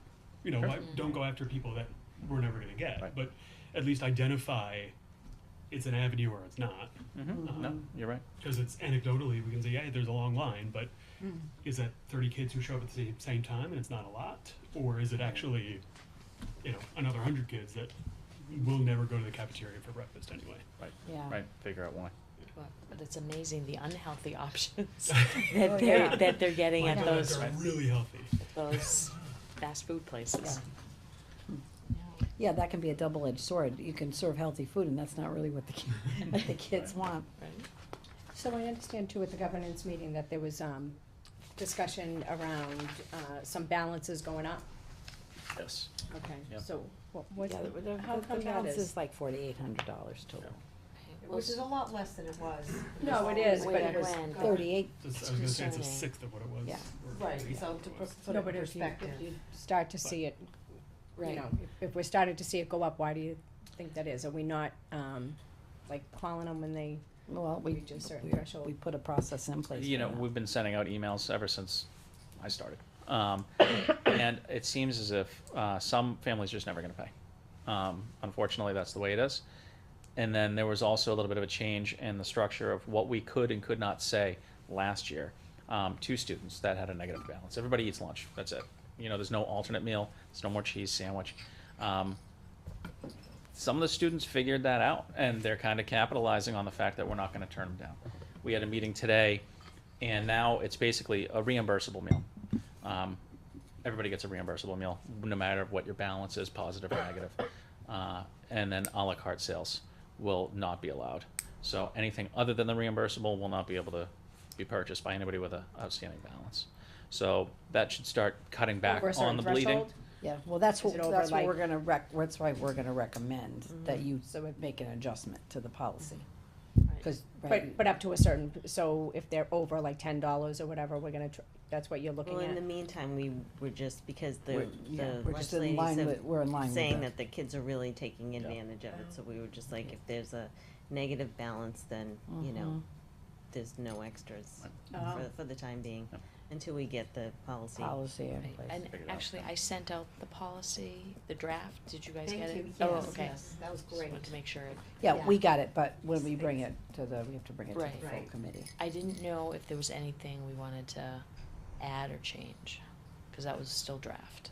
I haven't really taken a look at it yet, but I mean, I have it, I printed it out, but before the meeting, you We know, can take I a will. look at it maybe Yeah. on, if there's no changes, we can maybe do something on, Right, Monday night. yes, yes. All Cause right. if you don't have to do anything but approve the Okay. changes, All so right. we don't have to do Yeah, the 'cause I'll it's take a only a look at change. that tomorrow then, yeah. But we were thinking of initiating collection calls at some point. Oh, Oh, definitely. Yeah, I've Suzanne been has doing that. already been calling Yeah, and, good. and getting some results. Good, yes. From a cost of goods perspective, I mean, I get the reimbursable lunch. It's freezing in here. How does the reimbursement compare to the cost of goods of that meal? I guess it depends on what the meal is that particular day. Of course. But we get reimbursed roughly 80% on a reimbursable meal. So, So are we, you know, I'm gonna say breaking even. Or, Uh, I mean, right. how much are we losing on that unpaid for reimbursable meal, I would say In round numbers, right not- anywhere, you know, if it's an easy meal, if it's an inexpensive meal to produce, maybe 50 to 75 cents. Okay. On the higher end, again, just because it's a topic tonight, the chicken patties, if we're doing like a chicken patties are almost $1. They're like around $1 a piece. So if it's a chicken parm that we're running, you add the components of that, and you're talking like $1.30, $1.35. It's kind of twice as much as, Yeah. So, I mean, and that's nothing compared to zero, you know, so, and the, just by the nature of what they are, the a la carte items are more expensive because there's more packaging that goes into it. You know, the markup on a bag of potato chips is just ridiculous, you know, and it's things like that. It's chips, it's cookies, it's the switch sodas, things like that, that, you know, we're really just hemorrhaging cash because of that. But now, if we just don't allow the a la carte with anybody, zero tolerance with a negative balance, we're gonna start see that really slow down. Mhm. Yeah. I guess that doesn't factor in labor cost and everything else in that That's just cost of goods, yeah. Cost of goods. And that actually was in the advisory that came down that we're looking at through MASC, is that, you know, you can't keep it from a reimbursable meal, but you don't have to allow kids to buy the extras. Because you still, cause we were worried about, you know, if you can't talk up to kids, you can put kids in an uncomfortable position. So what happens if a kid, you know, has his reimbursable meal and then comes up and has a couple Wants a of, switch or something. or has a couple of a la carte things? I mean, again, you're in the situation where you're gonna have to say to them, sorry honey, you have a, you know, you're not able to get that, This but. is like new state guidelines. Right. Yeah, we Right. did have that, but then the language that came back Right. was a little trickier, so I think the ladies were a little, They were anxious leery about what to of say. saying no and Okay. discussing any accounts with the students, so, Yeah, I don't blame them. but now we're. So what are they saying now So we're trying If to they give come up them, with the a la carte stuff? just, you're not Well, gonna and be part- able to. Part of what we're trying to do too is have we're gonna do some I was gonna kind say, of you nice, put up a sign, we're gonna have some right? nice signage, you know, Right, not, I'm not, not you will gonna- not, but, you know, it's something that's phrased in a way, you know, just But how, remember, I just mean, how remember. do well, because they have been telling them, I was gonna say, how do the kids Yeah. actually know? That's right, that's. They what have to they tell That's them. the tough part, Yeah, you know, that's it's the part. They one can- almost makes the other one impossible. We can't tell and you, but you- We can't tell you, but you can't have it. But Why? one of Why we the- can't talk about But one of the that? things we are looking at, I It don't, is we don't hard. know if it It can be is. done, but, you know, it would make this a lot easier if the kids could have access to their balance. Especially Right, so if you, as a Can't they check parent, you go on balance? and you can check your balance. If a kid has a debit card, they can check their Is balance. it too expensive for kids to get a card that they would swipe every time Themselves, they go? yeah. Right, Like- you know, to like a purchase a debit meal card. type Yeah. thing, and they would know whether they have enough money on it or not. It Well, that's really what I wouldn't think we're change looking the at. fact that we can't have that conversation. So it would have to be shown out, facing out, which violates the policy of all the other kids in And line have are a gonna little, know exactly you how know, much like a little money they pin need. thing where it says That's sorry. we have to feed them, we have to feed them a meal. The problem is So- that, like, right now, on my school books, your password and your PIN are in there.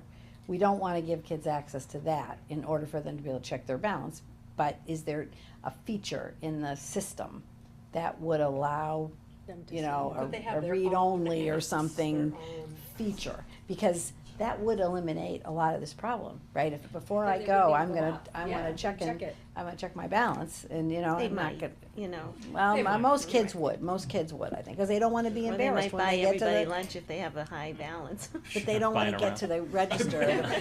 The point is, they don't wanna get to the register Right, and and be not have any told, money. because No, that I- was I the get it. one thing that the kids, that the kids really, you know, were very concerned about is, you know, when they'd have a lunch and then it would get taken away from them Right, right at but the we're not register in doing front that of yet. everybody. Obviously, we're not doing that anymore. But it's gonna happen again if kids walk up with an a la carte item and they have no balance, Mm-hmm. and maybe they don't know that. If they don't know it and they go and get the thing, it's gonna be embarrassing. Mm-hmm. So that's why I keep saying, well, the answer would be to make sure the kid has an access to how do you know what your balance is. So not just your parent knows, but you know, so you know how to manage that.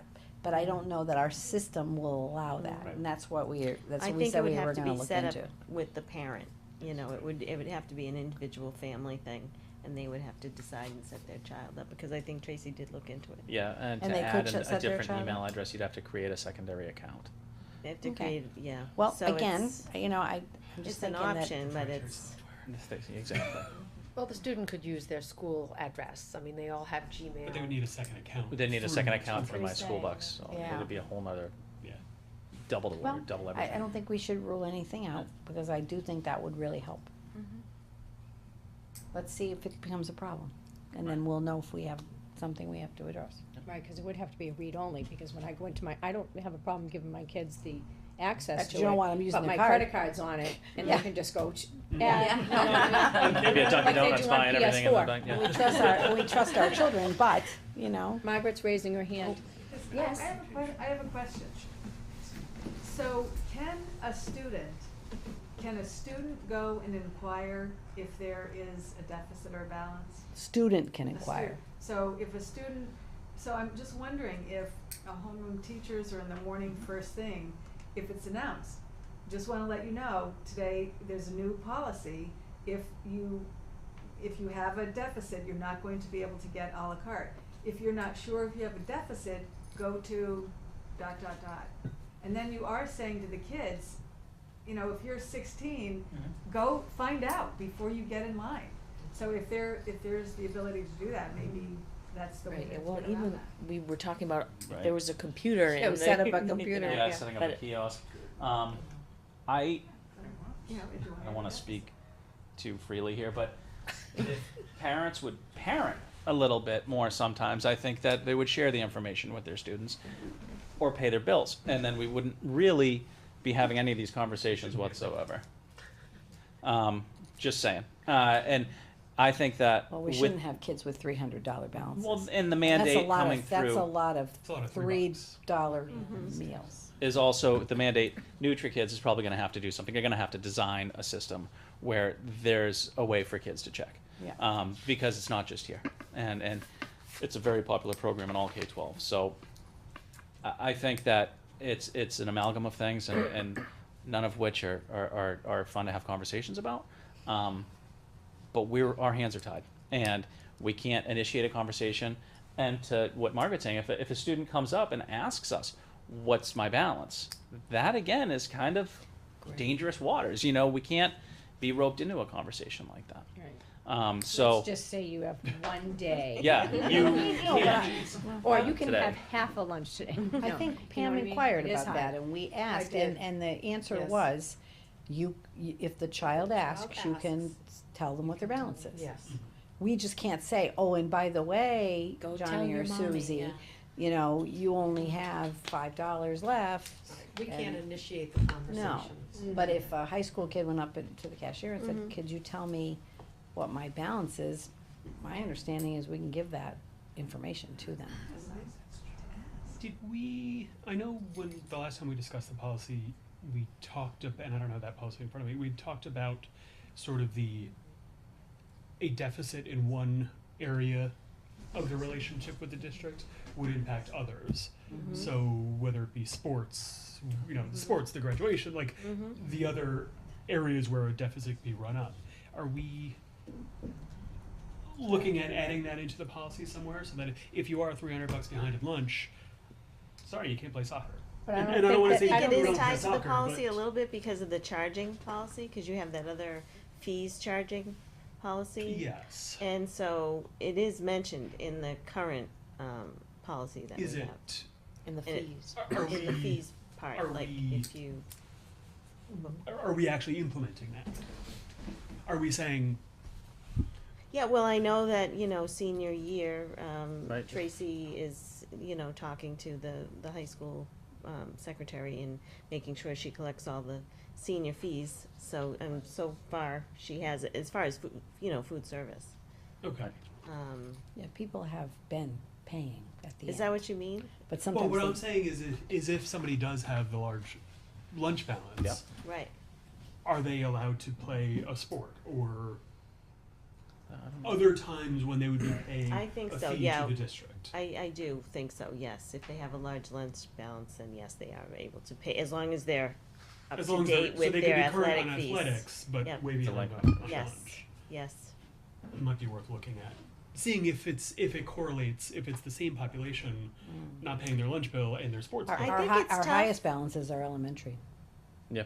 Well, and 10 or 11 years is a long way to wait to get that Exactly. paid back. And that's, Yeah. I'm sure we're not charging interest. 7, 8-year-old, 9-year-old kids. Well, and I think it's hard too, because with lunch, we have to feed them. Right. With sports, we can say you cannot sign up for winter because you didn't pay for Right. fall. And so they're more apt to pay because, you know, they want their child to play. Yeah. But they know we have to feed them. Right. You know, so it's Right. different. Yeah, no, that makes The sense. mandate is different.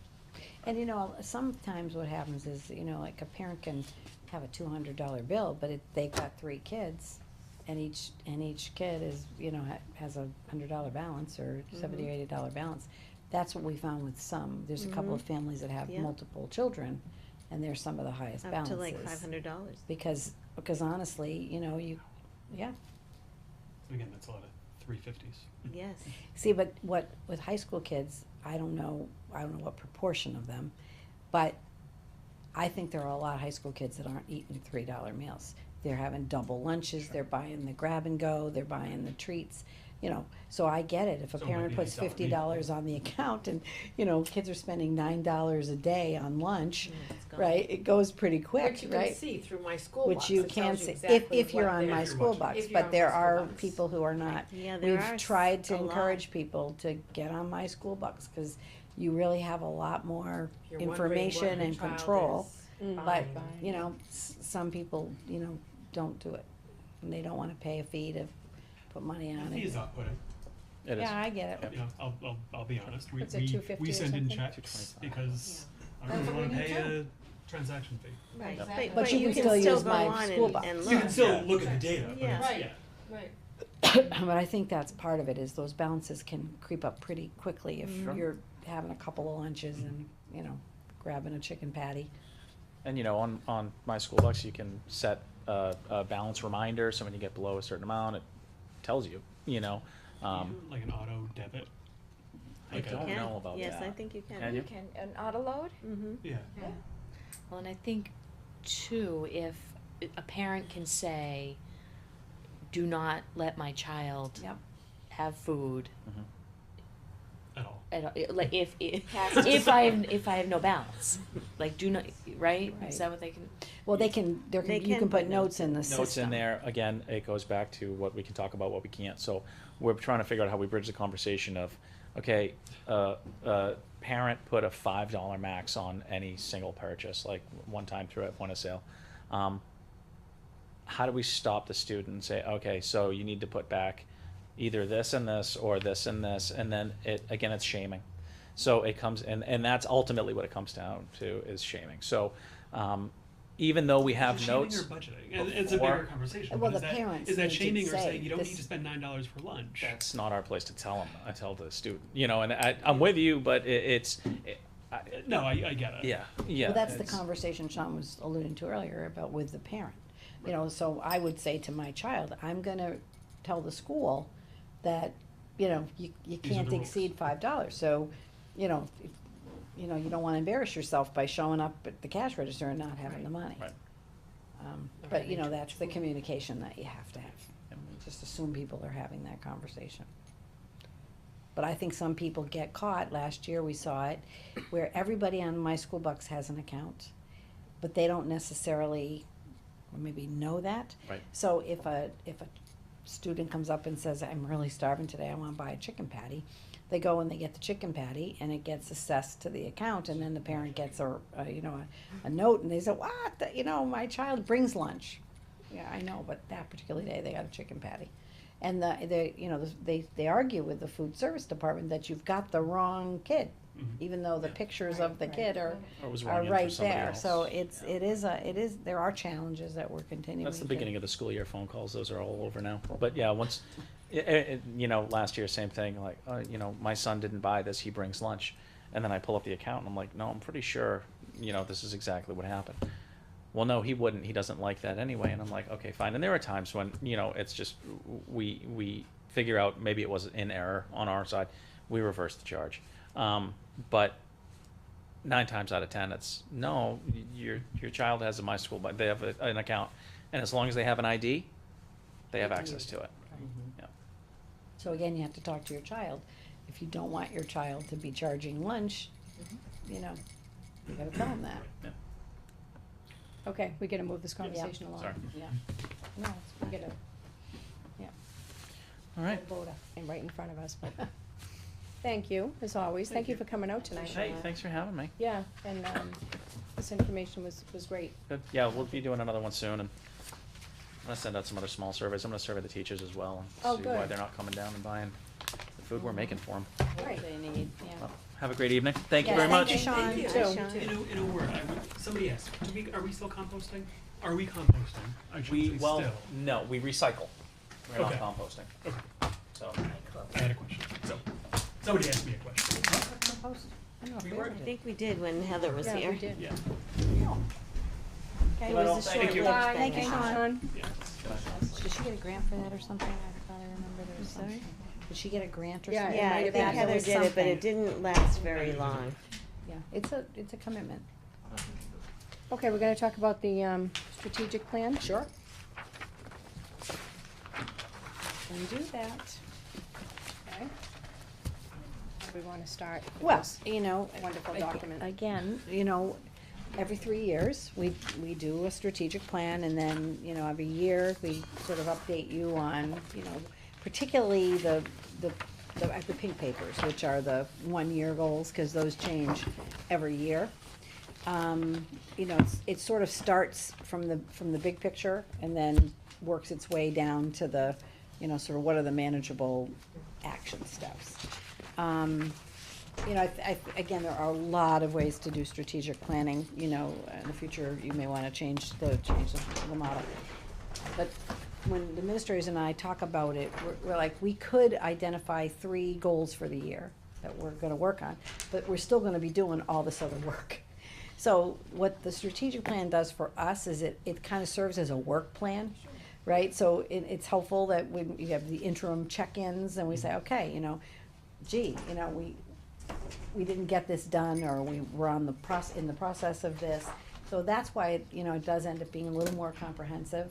What we'd like to figure out, and I'm gonna work on this year, is, you know, just like maybe a 2 or 3 page document that we can put together that just kind of highlights the main things, right? And we'll throw some pictures in there, so it'll look really nice. You know, just something that, you know, we can hand out to people and say, this is what we're working on in our strategic plan this year. Obviously, we can post this whole document, but the average person isn't gonna read it like you're gonna read it. But, you know, our mission statement, you know, is obviously, you know, in here and guides a lot of the things we're talking about. It's always, because it's a continuous improvement cycle, we took the opportunity to look at the accomplishments, you know, on a big picture view of what we worked on and what we actually feel like we accomplished over the last 3-year plan in each of the focus areas. So I always think this is an important document, because it does remind all of us that, wow, you know, we did accomplish a lot of things, yeah, and they all are things then that we can build on, you know, things that need, you know, to continue to be focused on. The yellow sheets really are just a roll-up, it's a cut and paste activity, just to summarize, you know, sort of what are the 3-year goals, and then, of course, the more detailed strategies and action steps that go with that. And then finally, you get the pink pages, which are, you know, basically looking at the columns that, you know, have the, you know, the year, and then putting them in, and literally, this is basically our 1-year work plan. And, you know, it is a lot of work, but it's good work, right? And, it also gives the schools, something to sort of link their school improvement plans to. It also just, you know, it gives us, all of our departments, an opportunity to sort of work together. Like, I know Jack and Colin put a lot of time into coordinating, you know, focus area 2 and focus area 3, because, you know, one is curriculum and instruction assessment, and ties in PD, and then Jack's working really specifically on student services, and how do those things link together. Same thing, you know, Suzanne's working, you know, with Mike on, you know, the assets, as well as the maintenance, as well as, you know, the budget process, and how we're all pulling that together. So that's, you know, kind of the highlight. And we, you know, we think it'll, you know, bring our district even further along. You know, we're trying to always be efficient, but first and foremost, we're trying to increase the opportunities for students, and maintain what we're doing, what we have, but also be looking to the future, which is why I chose the educating every child with the future in mind and their best interests at heart. Because I think at the end of the day, that's really what we're trying to do, is grow really good, well-rounded kids. You know, that's what it's about. Love that. Yeah, and I liked that little quote. I like these 2 quotes on the cover. Yeah. You know, because I do think planning is an important function in an organization. For sure. But only if you're gonna really do it. And so that's why we have a strategic plan, it's called Doing Things. You know, I do not, we do not want this to be something that we, you know, did for you, check the box, and it sits on Put it on the shelves. shelf. You know, that's why we wanna continue to report every year, so that we can, it gives us, and we fill in the strategic plan. We're always talking about, you know, at our administrative team meetings, how does this fit into, you know, our plan? And then the focus of some of your meetings, we've also tried to connect that by saying, you know, some of the presentations that we do for you directly relate not only to my goals, but my goals relate also to the district plan. So it's all, you know, an attempt to sort of nest everything and connect everything, and I feel like that's more doable. But I do like, you know, the quote, and I wanna thank Colin, cause I was about ready to pull my hair out, trying to figure out how to move these pictures around, and he came right down, like he always does, and saved my life. So, he did, he saved my life. But, you know, we chose pictures that represented, you know, some of the future thinking, some of our goals in this plan, our technology. There's a, you notice, focus area 5, there's quite a, you know, quite an extensive, plan in there. Obviously, we're looking at sort of the graduating students with a, you know, a global background. Obviously, we want, you know, kids to be having hands-on learning, collaborative work together, and then we have our little SEL castle graphic that we're using in the district to sort of be sort of driving our SEL work. Lots of hands working together, and, you know, education is the most powerful weapon that we can use to change the world. So, again, looking at the future in mind, focus on children, and making dreams come true. I love this, provide So- opportunities to use technology to connect students to others around the world. That sounds Yeah, very we exciting. are very interested, I mean, I've always been very interested in sort of distance learning, and, you know, what, like Susanna, I know, is doing things like this portal. We've got it back again. Uh, I was yep. gonna talk to you about that. Yeah, I know Matt pretty well. yeah, he's friendly with Matt, so we've talked about bringing that here, From your but- district? Yeah. So, And another or made an district actually investment in came it. to the school to look at Yeah. the portal. Yeah.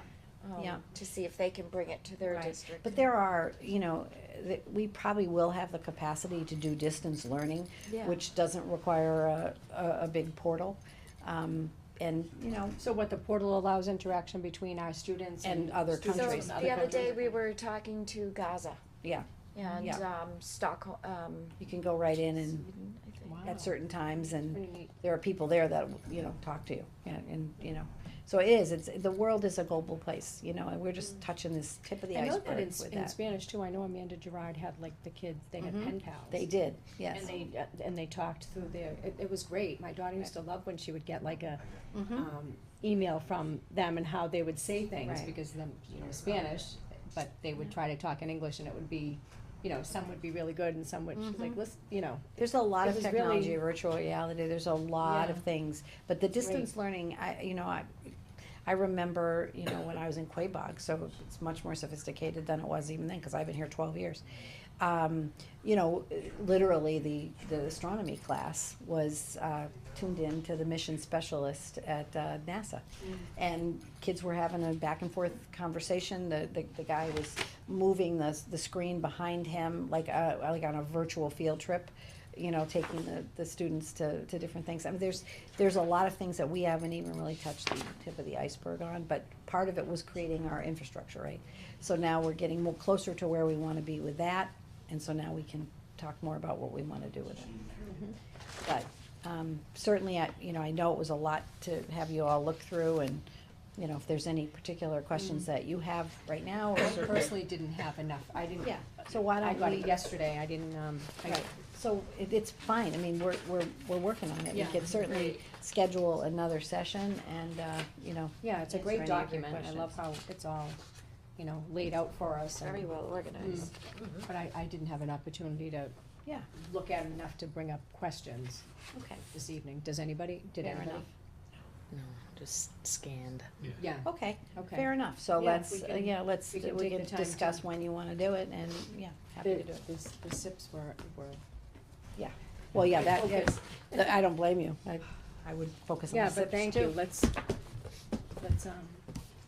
Try and take some time, and then if we have questions, we can. Yeah, we can just, you can just let Barbie and I know when you're ready, and we'll just schedule, there's plenty, I'm sure there's plenty of places in the schedule that we can do it. In the meantime, we're gonna keep working on it. Okay. Very well done. Good. Okay. Do we wanna do these together? Margaret and Colin, Dan? you want- I mean, Margaret and Dan, sorry. Or Colin. Always getting Colin involved. We first wanna know what you all laughing at. Jack, Always Jack. if you've got Jack back there, that's where you're laughing at. He's wondering, how do I feel about being last on the cover of that? Last? On the cover. Oh. I wouldn't take it personally, Jack. I said, I know, I'm. Wait a minute. Oh, you mean on this little thing? Senior, I should be the next one. I was gonna say it's in alphabetical order, but it isn't.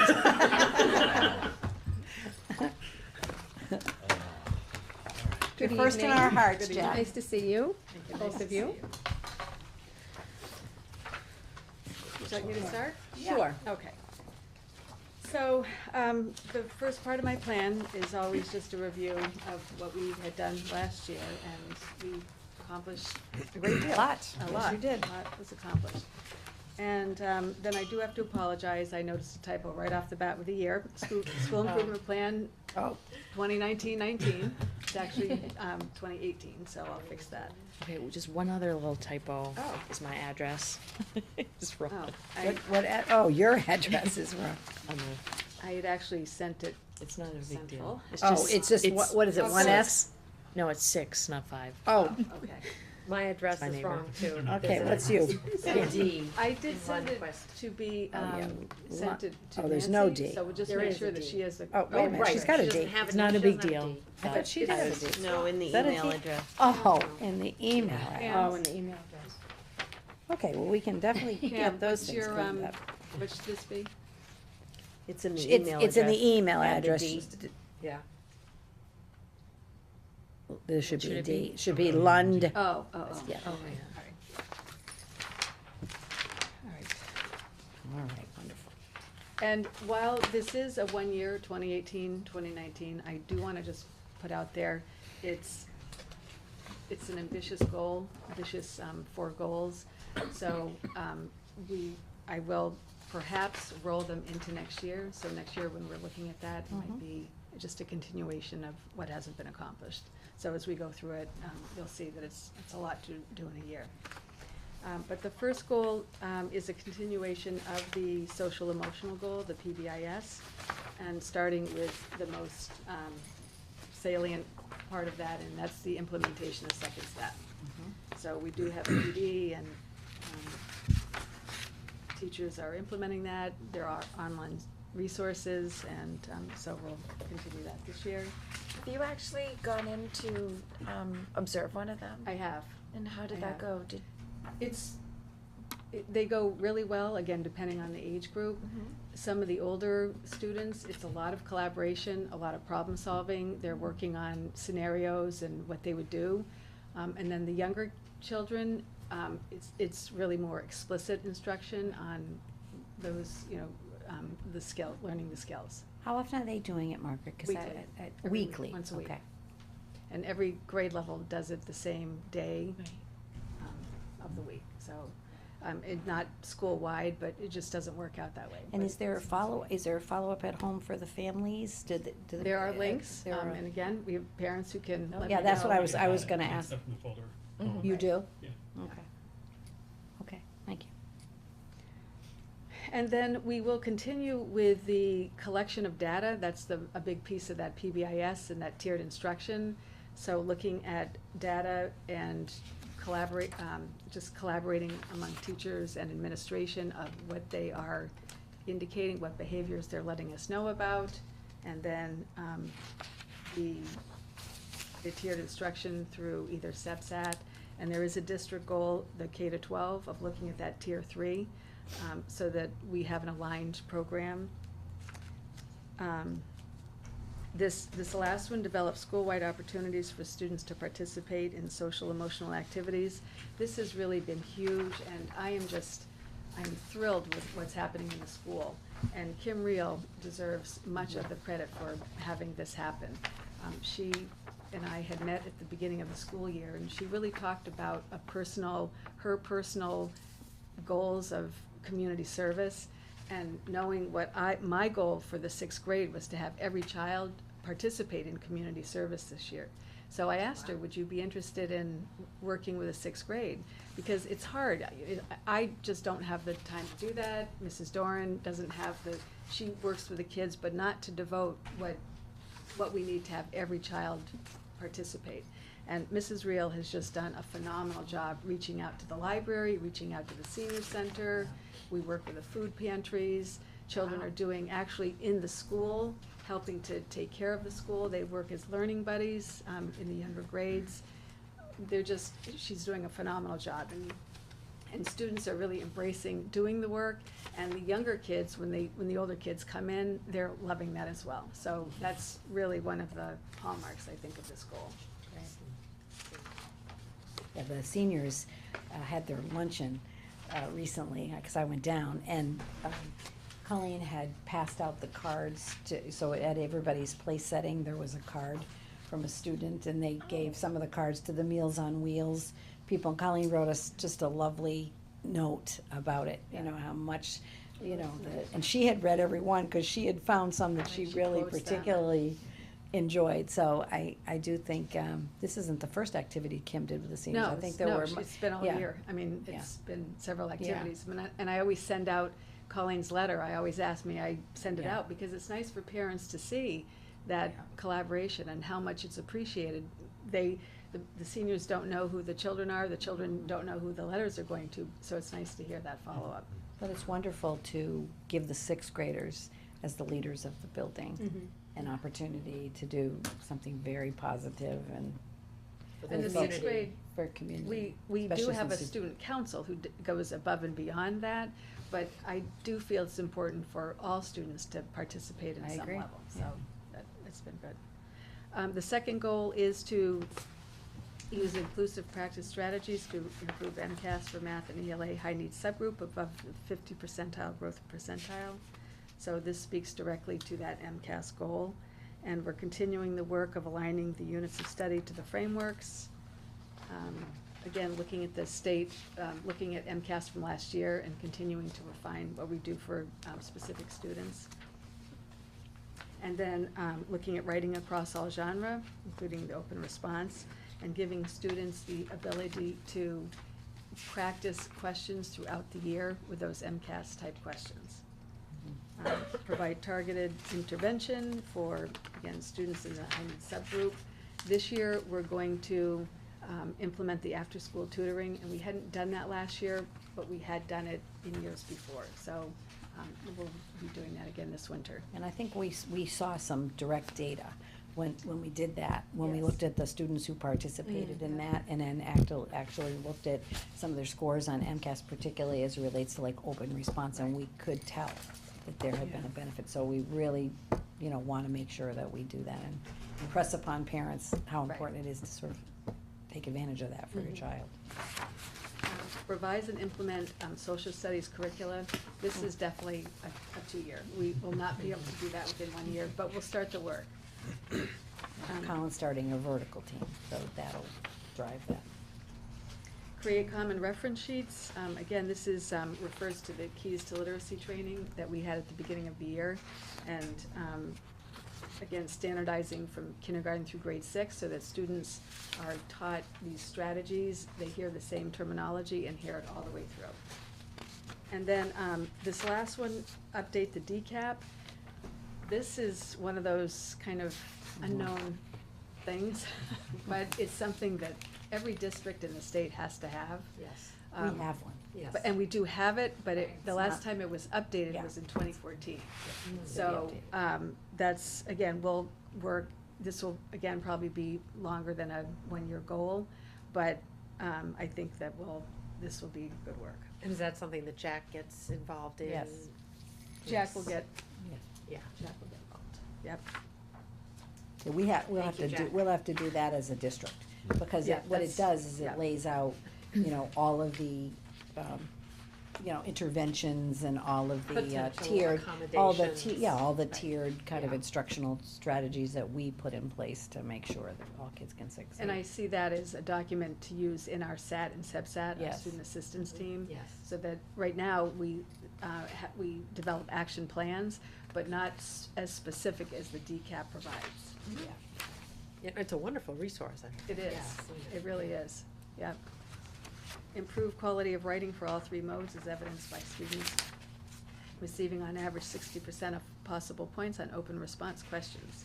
And again, this really dives down deeper into the writing goal that we had started last year. So really just being very specific about looking at student work based on the rubrics that we had developed last year. And even now, looking at the student work, we continue to refine those rubrics to really indicate what we want them to show. Margaret, do you keep, or does this teacher keep folders of, work from the beginning of the year to the end of the year so that you can, cause We can you see take? it, it's not in a formal, and we have had this conversation. Yeah. Portfolios, and it's something we could talk about district-wide. Yeah. As a teacher in another district, we used portfolios as a collection of student work and to show progress. Yeah. It was another way of showing, okay, here you were in September, and here you are in June. And very, very specific pieces that would go into the portfolio. And so we don't have that structure like that. I mean, teachers will save the work to show parents or, Yeah. even to evidence, and we have anecdotal files that follow the child through the school. But you might put in one thing and you might put in another. So it does show work, but it's not very specific and determines like what kind of work goes in there. Yeah, I'm just, because you're assessing it, teachers are doing direct teaching. Students are expected to make their writing become better, right? And Yes. it is kind of fascinating to look Right. at, what were those goals and objectives at the beginning of the year, and then, And then the you piece see of it. writing, and then, Right. gee, just a cold write at the end of the year, on a narrative piece, let's just say. Just to be able to look at, because I know you're using the looking collaboratively at student work rubric, where everybody looks at the same piece of writing and then basically says, what are the implications for teaching? What are how could you make this better, right? How could, and it's hard because it's personal to teachers, but it's not really designed to be personal. It's really just, how are we all thinking together about when we see pieces of writing like this, how do we make it better, Well, I guess one of the things that we used to do, Yeah. and I'm not sure if maybe you are doing it, I think maybe 3 times a year we did a sam- grade level writing prompt. like an opinion piece or a narrative piece. And then there were meetings to discuss the actual, and then we pulled, so I'm just saying out of 4th grade, the students who were a 4, here's some samples of 4s. Yeah. Here's some samples Using of exemplars, 3s. yeah. Right. Type Well, thing. they are Did you do that, doing, Tom? Yeah, they are, in grade we are level. doing that at grade level meetings, but for each type of writing. So we will look at them for each mode, so it's not necessarily 3 times a year, but through each unit. Right, but, well, and that was the thing, like each time it was a different mode. Yes, So, yeah. Sounds like they are still doing that. It's, right, just more in, shorter periods of time, but that is part of the work to calibrate what is a 4, and then to use that as the Mhm. mentor That's what you're doing. text. yeah, cause that Yep. helps, Right. Cause even, rubrics take away some of the subjectivity, but not all of it. And it does not, and Yeah. it really does, I might look at it one way and you might look at it another, so it really is finding a common understanding of what that looks like, definitely. Yeah, and I think the power, if I'm in that group, the power is figuring out what's the teaching, what's the teaching going forward? Like, what does this particular student need, and how am I gonna, whether it's a 2 or a 3, I mean, we could battle that back and forth, but it's what do you see in the writing that makes it a 2. And But- we always leave those meetings with action steps for everybody, and Yeah. identify, Yeah. all right, here are, 3 to 5 bullet things of what Yeah, to that's very reinforce in helpful. the instruction. Great. And then, there is the technology piece, because 3rd grade will be using iPads this year, so that will be new. And there are new features on the website that, students will be using in MCAS, and they need lots of opportunities to play around with it before they get actually to the test. So we'll provide opportunities for them to use that. And some of it is, they can change the background colors, they can change font, they can do all kinds of things. And it's like manipulatives, you wanna have children use them before you're asking them to do something. So it's the same thing, we want kids to play around with all the features, the bells and whistles, so when it comes time to doing the work, they won't be distracted by that. Will they do that in computer time? And in their class, And in the because class. they'll be doing prompts, on technology. But where will they get the iPads? Well, Will they just fourth, borrow fifth, and them sixth from, have so them. they'll borrow Third from? grade are Okay. borrowing them. Okay. Yeah. Borrowing from fourth, fifth, or sixth. Or, our extended day has a cart, so Okay. they'll check that Okay, out. great. But that is something to think about, I mean, now, it's the next need, like kind of fourth grade was last year. And then the last goal, again, this started small and it's turned into a robust goal. And will probably be longer than this year, although I would like to see components of it start next year. And that is having a kindergarten through grade 6 aligned standards-based report card. Right now, we really do have 3 different types of report cards, and that give much different information. So we wanna standardize that, so parents are receiving the same information across the grades and in all content. So you have it up to grade 3 right now, right? It's standards-based to grade 3, and then 4th has their own, 5th and 6th have their own. Got it.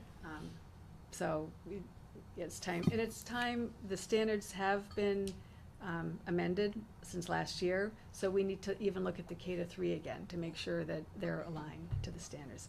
And just clean it up, you know, when we look at maybe having subsections aligned to the standards, and, you know, just make it simpler and easier to use. So, is there a committee working on that? Well, we'll actually do the work in grade level, so Okay. that all the teachers will have input. Okay. And the specialists have already started doing that work, Okay. on the first PD day. They work together to come up with the rubrics for behaviors and conduct. And then they'll be writing rubrics for their units, so everybody is doing a little bit of the whole piece. And how does the fourth, fifth, and sixth feel about changing? Teachers really are in favor of that, and Okay, again, that's good. you know, you can speak to that. It's hard for parents, and I will say that's some of my work, is to make sure that parents understand why it's important to look at the standards as assessing student work and not a grade. That the grade really doesn't mean anything, even though parents like to think it does. It really actually doesn't. So it's helping parents to understand that you can see how a child is doing really based more on the standard than by the grade. That is very subjective, and when we talk about your A is your C or your B, it's just very, very different the way a teacher might look at that. So when you have a standard and we're all assessing it against the same criteria, then you have an idea of how a child's doing. Because different teachers will give, like, an A or a B means something different to different teachers. Yes.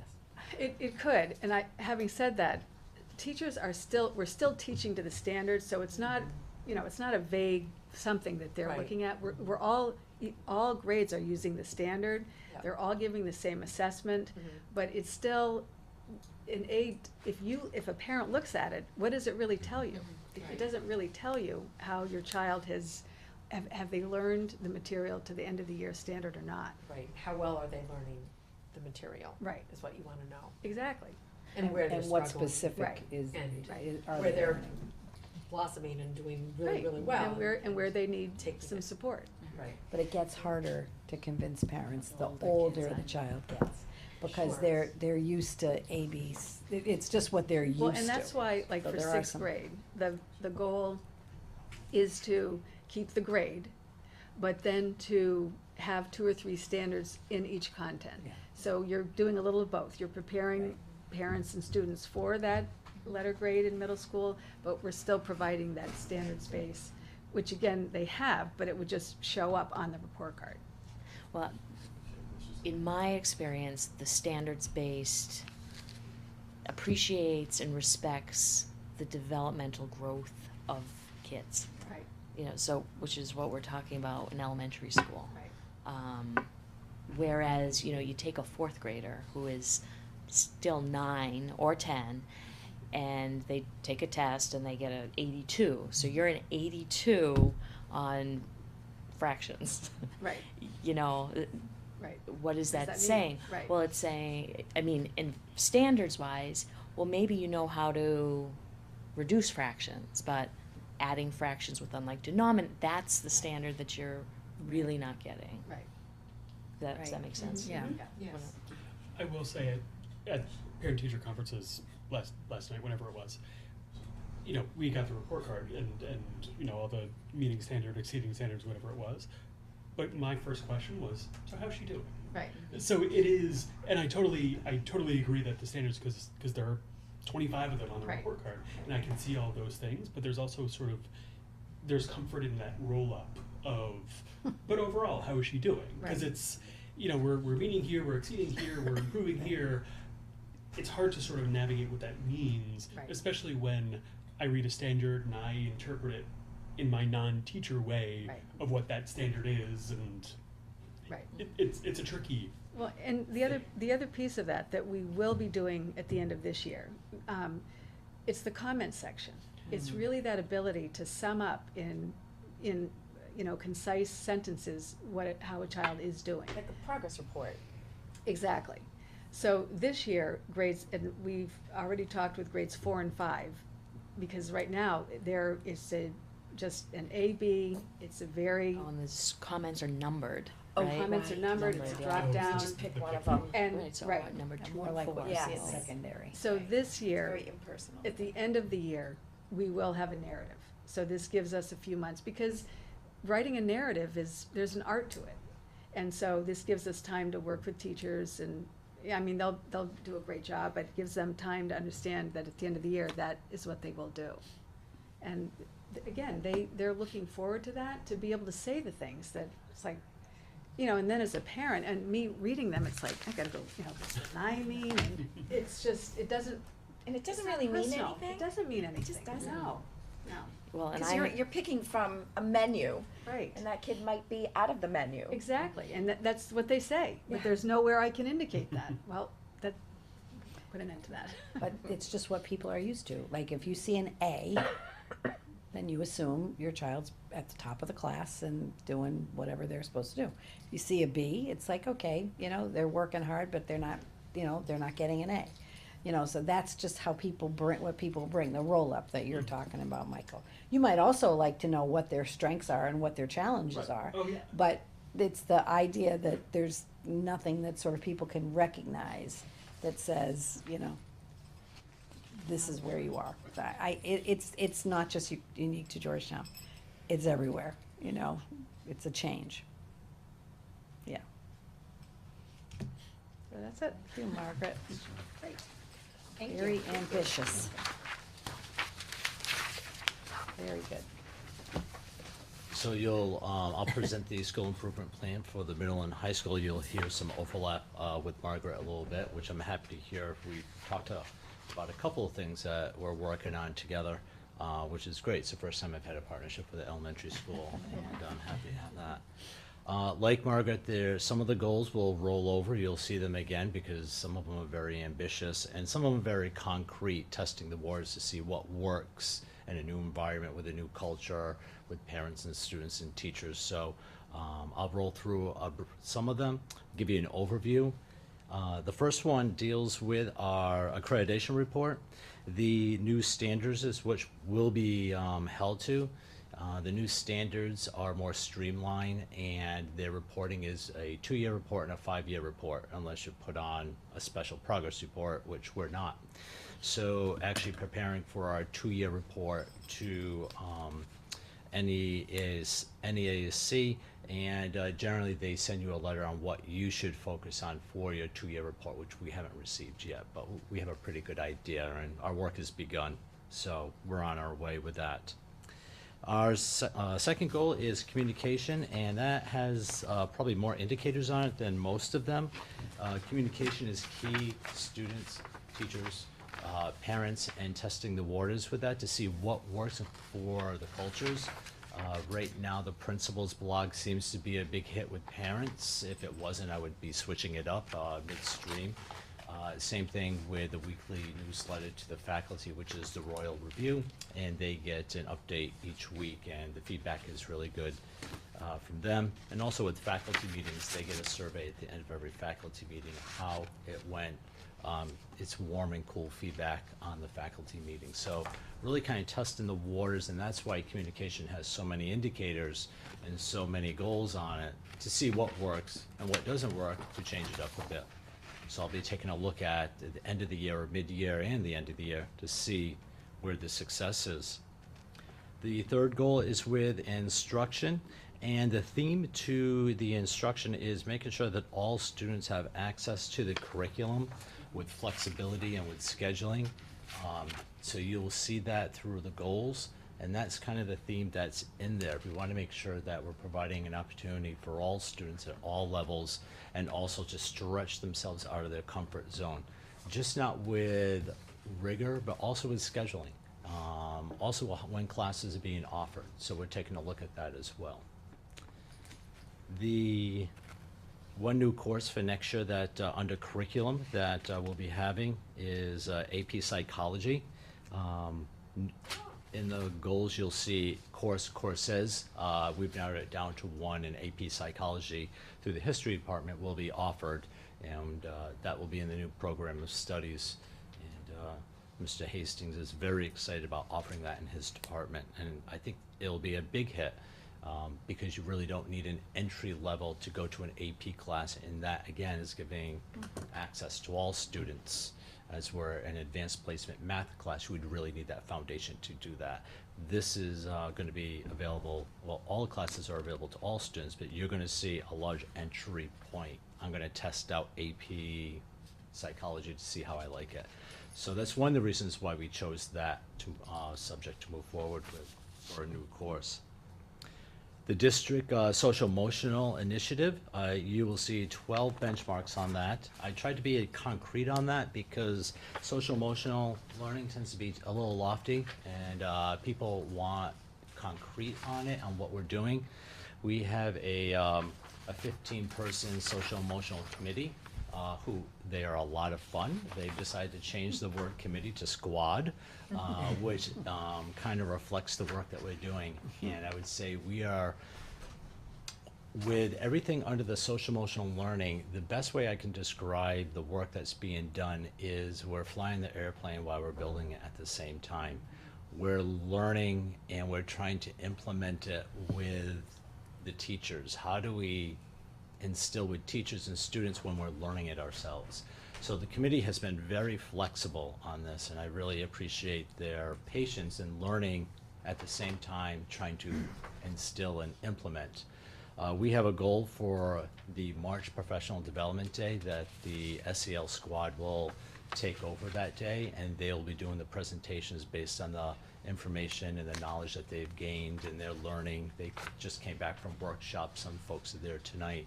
So again, we're doing a learning together. We're at different places, and we're patient with each other as we're moving forward with social emotional learning at the high school and at the middle school. So it's a nice mix of people. This book, Teaching the Whole Team, sounds really So we're working through the book and learning the book and then discussing and then implementing. So like I said, we're learning as we're growing together, and we're at different places, and some of it's repetitive to some folks and some it's an eye-opener. So the book is really helpful, and the best thing about the book that in my personal opinion, it's very concrete with real classroom examples in it, and that's what people are looking for, is some real concrete examples to implement. So a lot of storytelling about how a teacher implemented whatever it may be. Is it a relatively new book, or is it more of a classic? It's relatively new. I think it came out last year. Okay. So it's one of the few books on social emotional learning for the secondary level. So is this Not a sort of lot. the answer to the second step? So you're doing We're studying whether we need to move into the middle school with second step Second or step. some kind of, yeah, that's something that we're talking about at Dan's school, but also we're talking about that in the vertical team. Oh, okay. So we found it to be the best book to kind of address everything. And this crossover with the elementary school, and elementary teachers are really good at social emotional learning, and that's not really new to them, and we can learn a lot from them. So this book really helps a lot with bringing it to life for secondary teachers. So Dan, that's not the same book Amanda's got, right?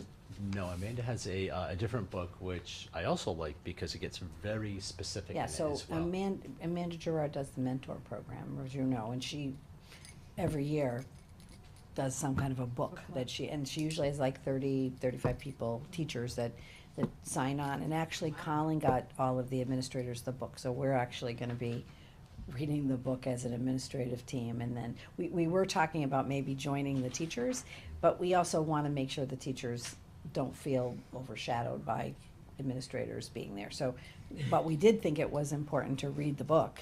So, because, you know, obviously some of the strategies the teachers are gonna be learning, we are gonna learn right along with them.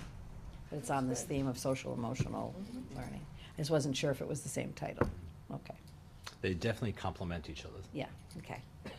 One of the big bullets underneath here that I want to point out is that the squad wants to create a survey for students, parents, and for faculty members with crossover.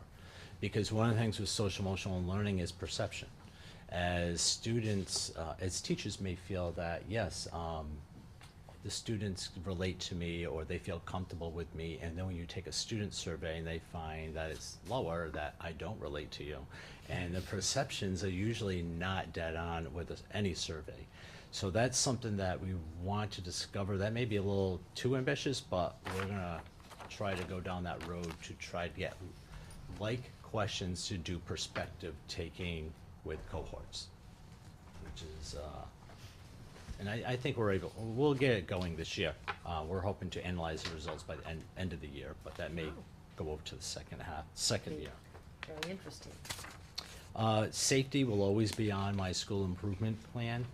One thing I do want to highlight that I think is very important and kind of rare in districts is the middle and high school are aligning with the elementary school. So when students come up through the system, they're experiencing the same types of lockdown systems, the same kinds of drills, and it's not reinventing and relearning.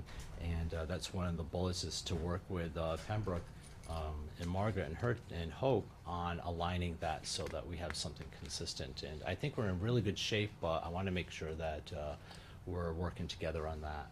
Again, partnering with the elementary principal is proven to be a lot of fun. I'm enjoying it. The seventh goal on here is with leadership. I kind of look at my responsibility as a principal is to seek leaders within the building and take a look at faculty, staff, and students who may have qualities to be leaders and to reach out and extend a little further and provide opportunities for them. Mass general law for the assistant principals, staying current so that they're staying within the guidelines, but also encouraging teachers to possibly pursue administration. Have you thought about it? So if we do the homegrown type of approach with our faculty and staff, that will just feed into the culture. And also reaching out to students that may have that capacity, but just haven't stretched into a role. So I kind of look at that as my responsibility to identify those and to stretch them. Innovation and creativity is where education needs to be going, in my personal opinion. And the technology integration specialist, which I'm very happy to have under my leadership, taking a look at that position, and what they're doing is providing a monthly update for me, which is rather impressive, the work that they're doing with students, faculty, and they're doing with staff as well. A good example is training secretaries on Google Docs and how to share and how to put restrictions. So the technology integration specialists is something I'm really passionate about, and seeing what we can do with that to expand it. They are stretching teachers' learning, they're stretching kids in projects. Where those roadblocks existed and people would stop, they're taking them down so they can go further. So that is a big opportunity for the middle high school for that position. So I'm gonna look at that carefully and see what we can do with that, expand it, but they're doing an outstanding job what they're doing right now. Risk-taking is a theme that I introduced on the first day, and if you don't take a risk, you don't foster innovation. Educators tend to be a little reserved because of the evaluation process. They don't like to take risks. I've offered to be in classes where teachers can take a risk without any evaluation, and if it doesn't work, it doesn't work. I know you'll get back up and you'll do it again even better, and we kind of laugh about it at the end. So if I can, that's a culture shift, and that's a culture shift that I'm committed to, risk-taking, and that will take some time. But you'll hear me talk about that often, as will the teachers. Can you just give me an example of that? Yes, there was a math teacher who brought in a double scale. There are 2 tables on each side of the scale, and she was teaching algebra, and she was doing it with weights with positive and negatives, and she's never done it before, and she did an outstanding job of, okay, it's a -2 plus, you know, a +4. How many weights would that be on each side? And the kids would engage in the lesson, which we want all kids engaged, and she put the weights on there, and it wouldn't be balanced, so the kids knew the answer was wrong, and they would do it again until and they got it right. Okay. But they were doing it together as a group, engaging in the lesson. So when you bring in, I never even thought that a 2-table scale, you know, 2 on each side, would actually be a great tool for teaching algebra. And it was the first time that she's done it, and she did an outstanding job, and she's going to do it again. And did she even do better. that with you knowing, she knew that you were gonna be coming in to? She invited She me. invited. That's great, okay. It was not That was her a risk-taking. observation. Okay, neat. Yeah, but it ended up being one because it was so good. So and good. she wanted it. And I said, absolutely, I'll write it up. You But change stream Oh, halfway through the gotcha. class. This is going really well. Let's make that's fine with me if it's going great. Right. But it was the opportunity of I can do this and not be judged and be interesting, Right. engaging with the content, which we want our teachers to be. So that's an example of take a risk. Doesn't work, it doesn't work. Right. You'll do it better, but she did an outstanding job on that. And I learned a lot about algebra. I put a separate goal for the middle school because the middle school, like the high school, has its own identity, and it needs to be recognized, it needs to be fostered, it needs to come to life. And so one of the things I've done this year is one of the bullet points is to have a separate middle school faculty meeting. And the message that sent, not what we discussed or whatever, but just the message that they are a school within a school, they're recognized, they have individual needs that need to be addressed, sent a very strong message to everyone, and then even to the high school folks. And that's something I plan on doing randomly throughout the year as needed. So there are 2 schools. They're very different. They're under one roof. A middle school philosophy is very different than a high school philosophy, and I think that needs to be open and more discussed and recognized, and faculty meetings, and that's a avenue of discovery for me. And how do I do that? So I'm working with them on how to personalize each one of the schools within one building, and that's a tough one. And I don't have all the answers to that, but Well, just the fact that you're looking at it, I think we're that's leaning great. in. Yeah, I think the best way to And say is you- we're they leaning do- in. They do come to, you have joint faculty meetings, but this is Yes. something in addition, Yes. as an acknowledgement. Yep. Yeah, nice. And the 10th goal on there is the handbook. Handbooks are reviewed every year, but I think this is an opportunity to really take a look at the handbooks to see if there's consistency. There's a couple of gaps in each one of them that I'd like to get them a little more consistent. And then one thing I did propose is a overnight field trip handbook, which I think you Very have a helpful. copy of. Yes. through my discovery, I couldn't find one, I couldn't find release forms, and I've asked around, so I put one together, and that's in your packet as well. And then the last one is very similar to Margaret's, and again, working with the elementary school, identifying the students in the high needs subgroups. To give you an example, all of the department heads put together an action plan and how to address the subgroup, and have met separately with the middle school to discuss that. Again, getting back to that identity of the middle school. But that's a challenge for both of us, and that will probably be on there next year and the year after. Yeah, that sounds Continue. very important.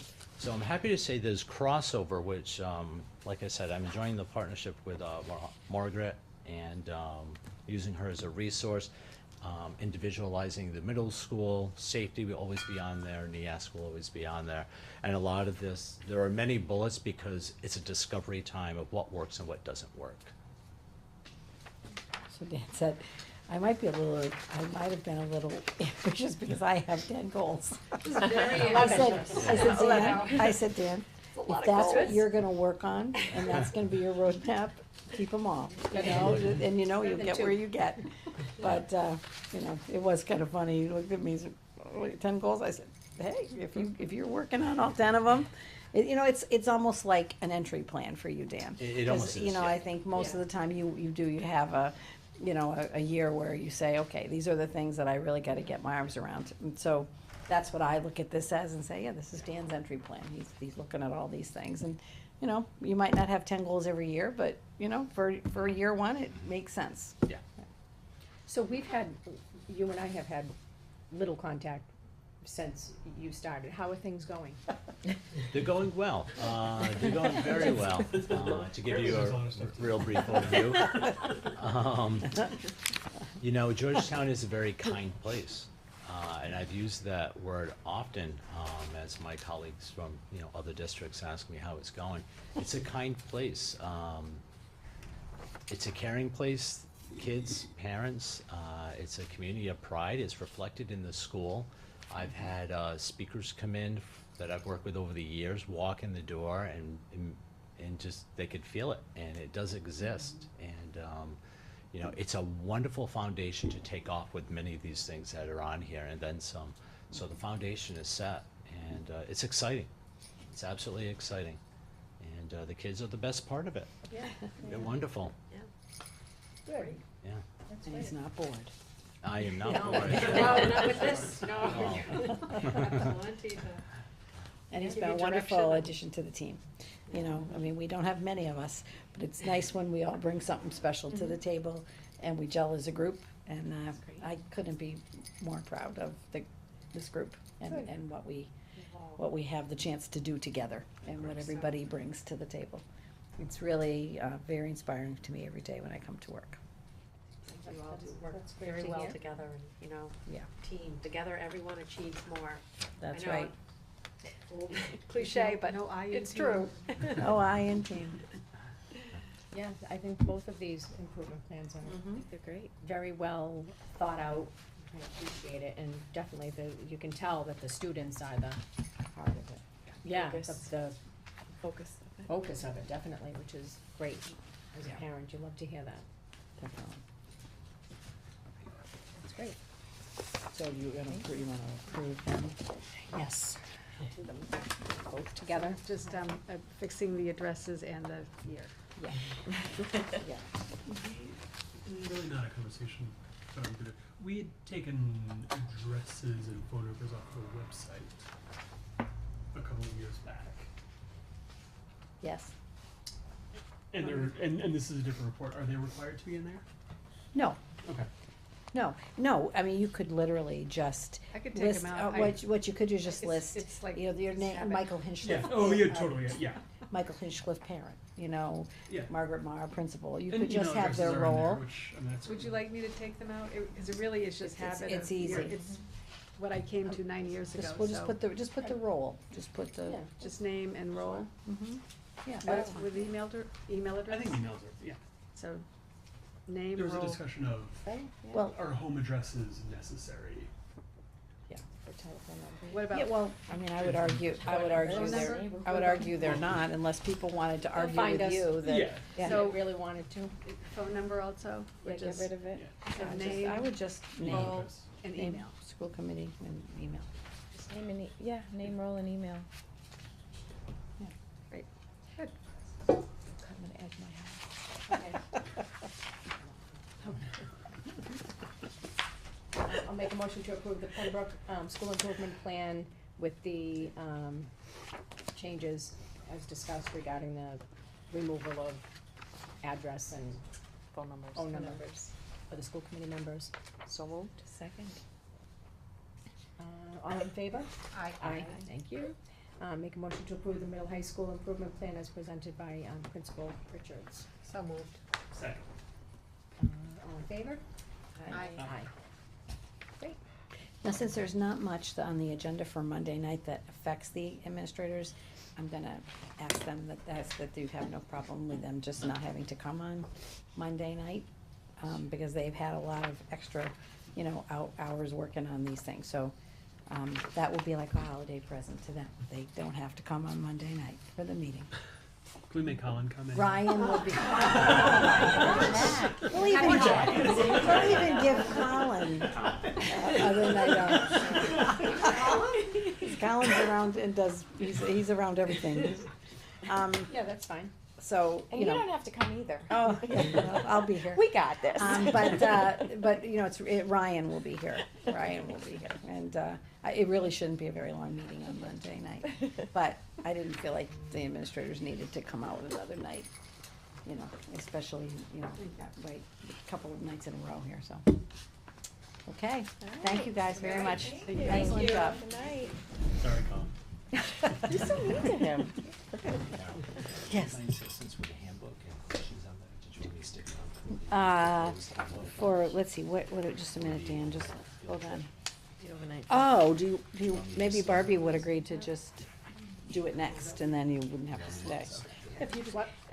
Dan was just asking if, anyone had any questions with the, this little handbook here.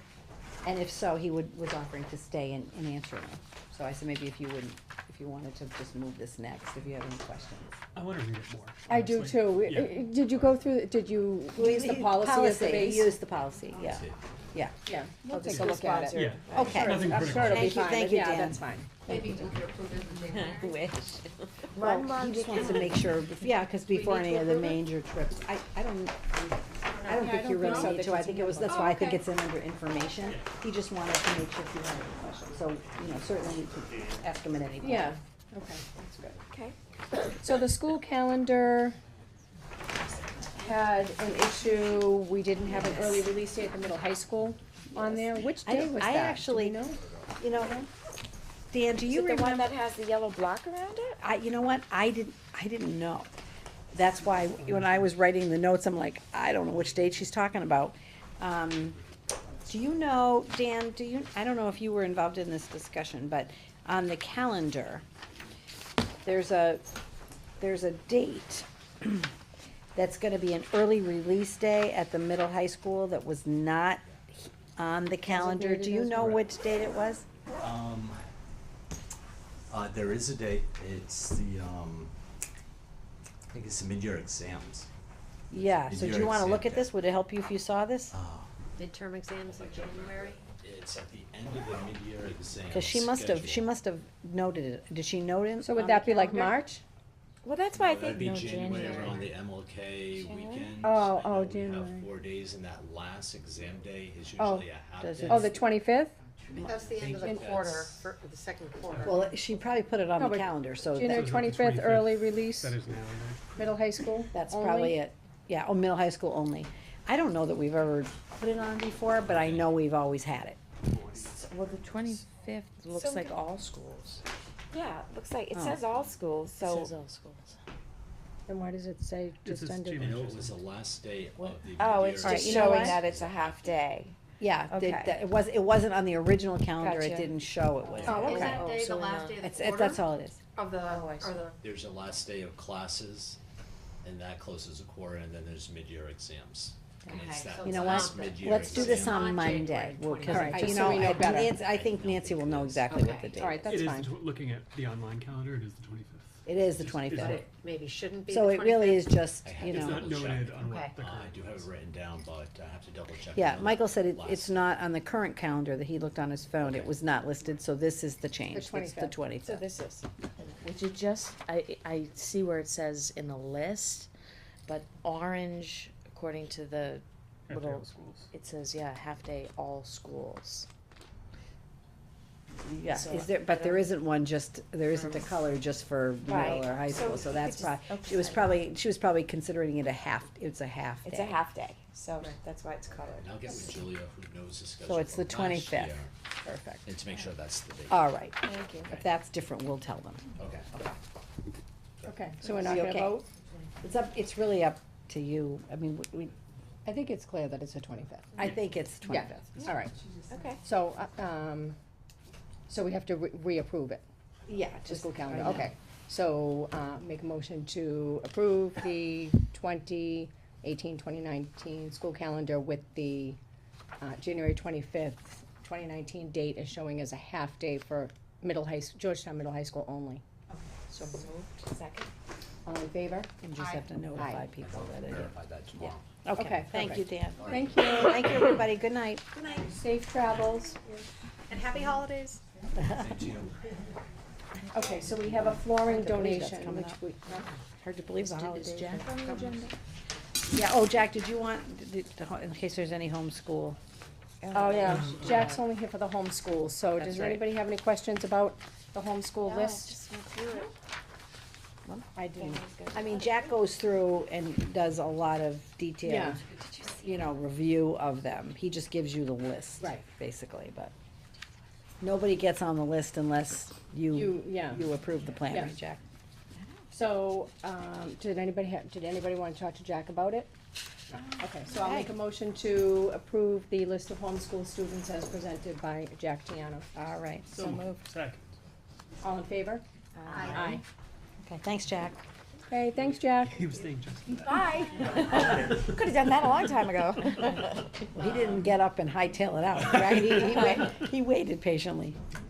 Okay, so we have a donation for the flooring that we talked about a while back. Oh, right. Last meeting, I think it Yeah, was. this is really the backup. Remember, we didn't have the Yes. backup? Yeah. Yeah. That's not a vote though, right? We already voted. We already voted. Yeah, so that's great. I think that's really neat that that company's gonna do that. Mhm. And which room is gonna get it?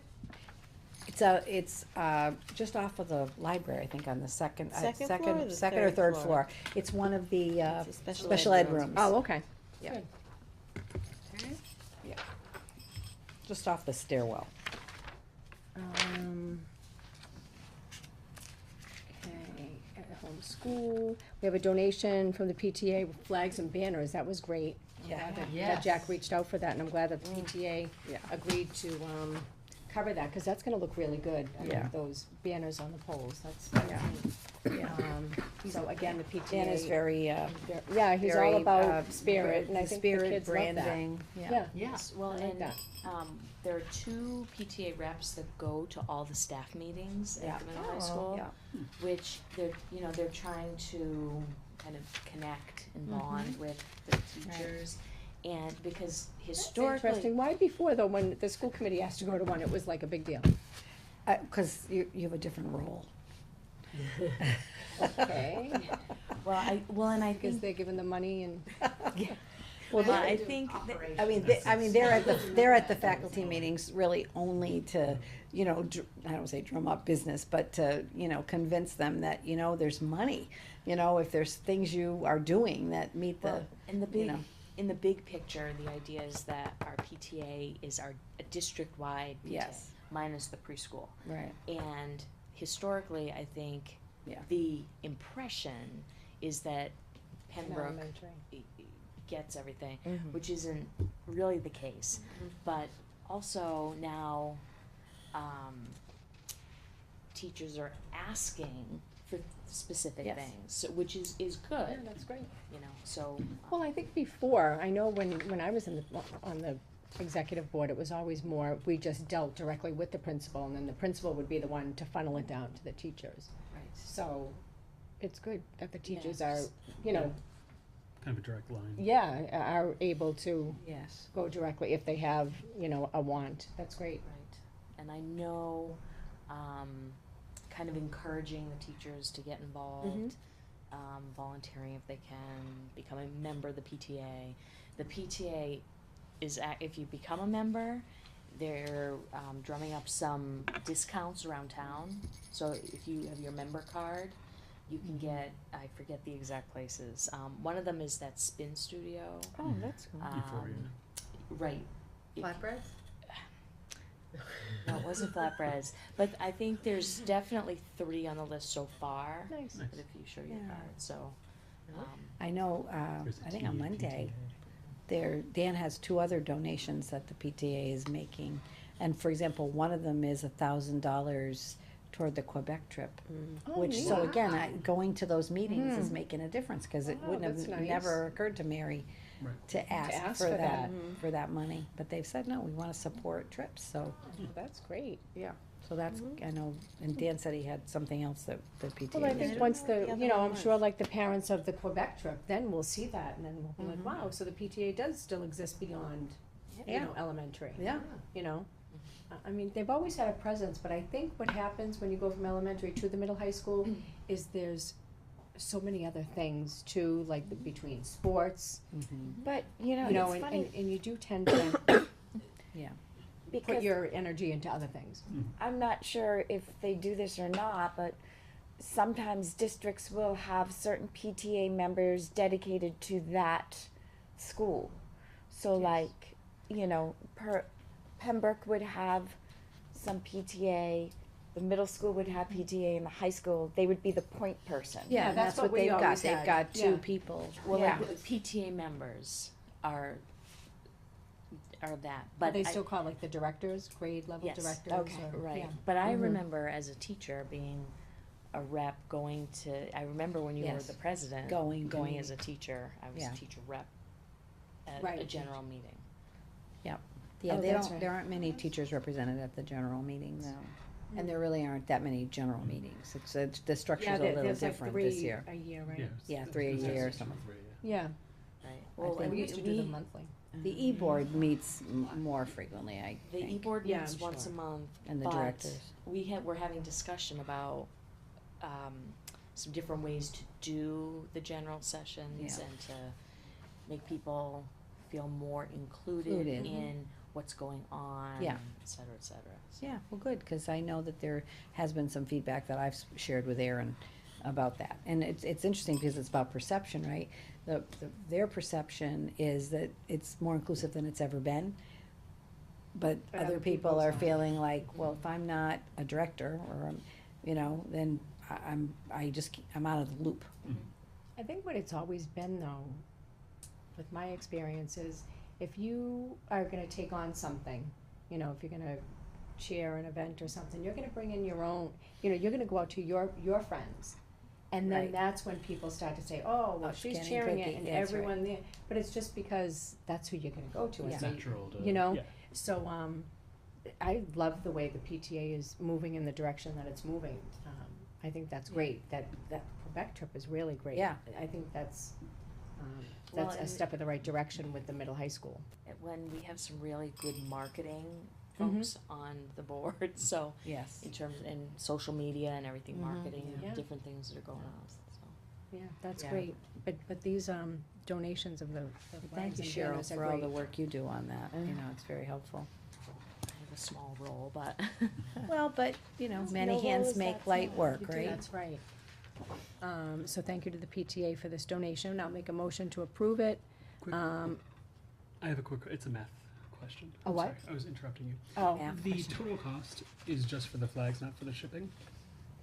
On here. I think what they don't know. did was, they actually donated the flags. They bought the flags, and we have the flags. They donated them to us.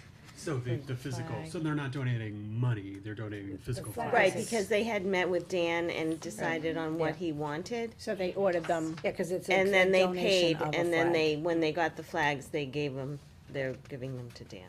So the Which is fine, it's just a little awkward that an item was delivered to the school that wasn't accepted. Well, they have not been raised or taken out of the box, but I think they were looked at and purchased, but we have not implemented them into the school yet. Right, because in Yeah, that- Dan's well, that- letter, it said, I'm writing to request We haven't funds done from the that. PTA to purchase Well, that's good, because one flag. Right, well, and that would, yeah, they. yeah, I think can't- it's. Right, because you in have to meeting- accept them It's sort of an first. order of operations. I know, Right, but I also think it's sort of when these meetings have occurred. Right. Like the PTA board meeting and when, because Right. we only had one meeting in November, right? Mhm.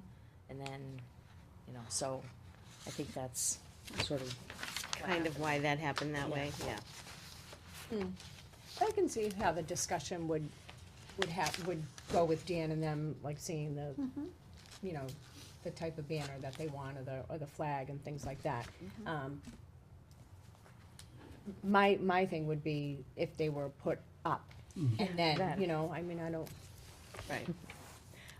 I mean, I'd prefer to get the money and then have the district go out and purchase the flags, because then that way if, something happened to the flag, or if it was defective or Yeah. anything, then we have the control over bringing it back, and this way it's, but I wasn't involved in that conversation, Right, so. exactly. okay, so But we can, if you want, you can, accept the donation of the flags Yeah. themselves. Yeah, I think that's So what they're. when we approve this, 'cause I'm sure we will approve this, will they go up over the winter vacation, we think? I would think they'd put them Yeah, up I would think soon, they'd put them if up they're- as if they soon as physically they're have them. accepted, yeah. That'll look good, okay. So I'll make a motion to, accept the donation from the Georgetown PTA for the purchase, or for the, Flags. banner and flags for the middle high school that were purchased. So moved. Second.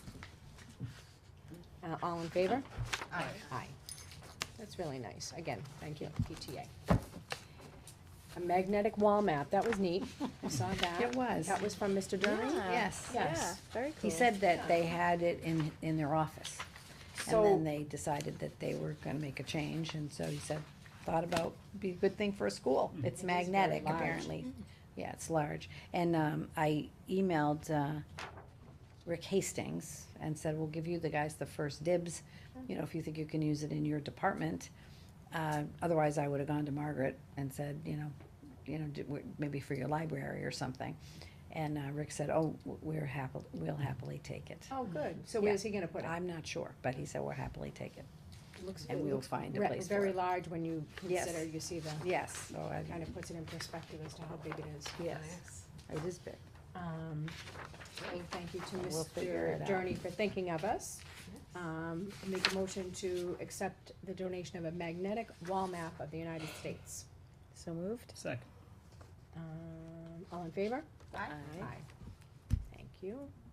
And then we had a very nice donation, too, from the, this was from the Cam Coy 3-on-3 basketball tournament that was held. Yep.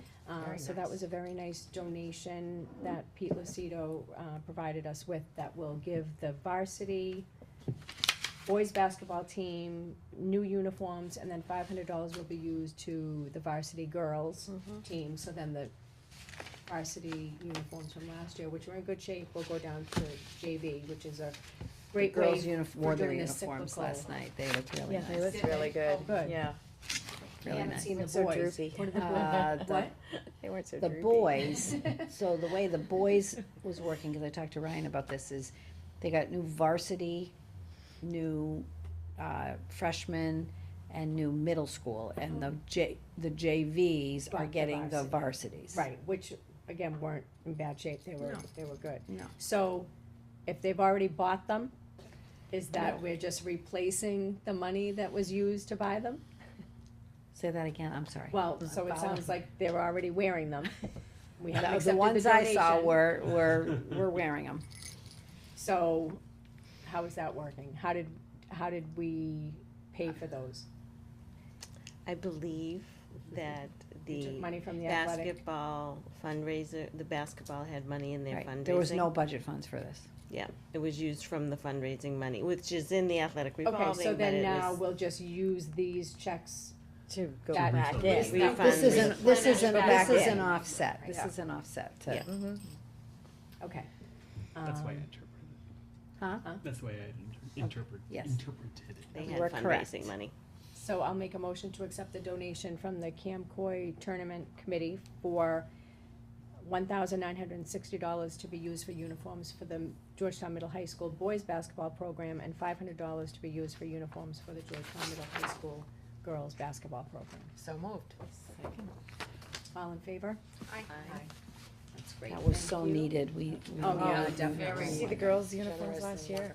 No, were they bad? The boys were. These are more, like, JV. they're sharp, they got like the G on the leg, they're Good. nice. And that's, so $2,000 is normally, is like around what it would cost to outfit a whole Yeah, I team think with a new they, uniform? I think they said it was about it would be about $100 to $125 per uniform for home and away. All right. Wow.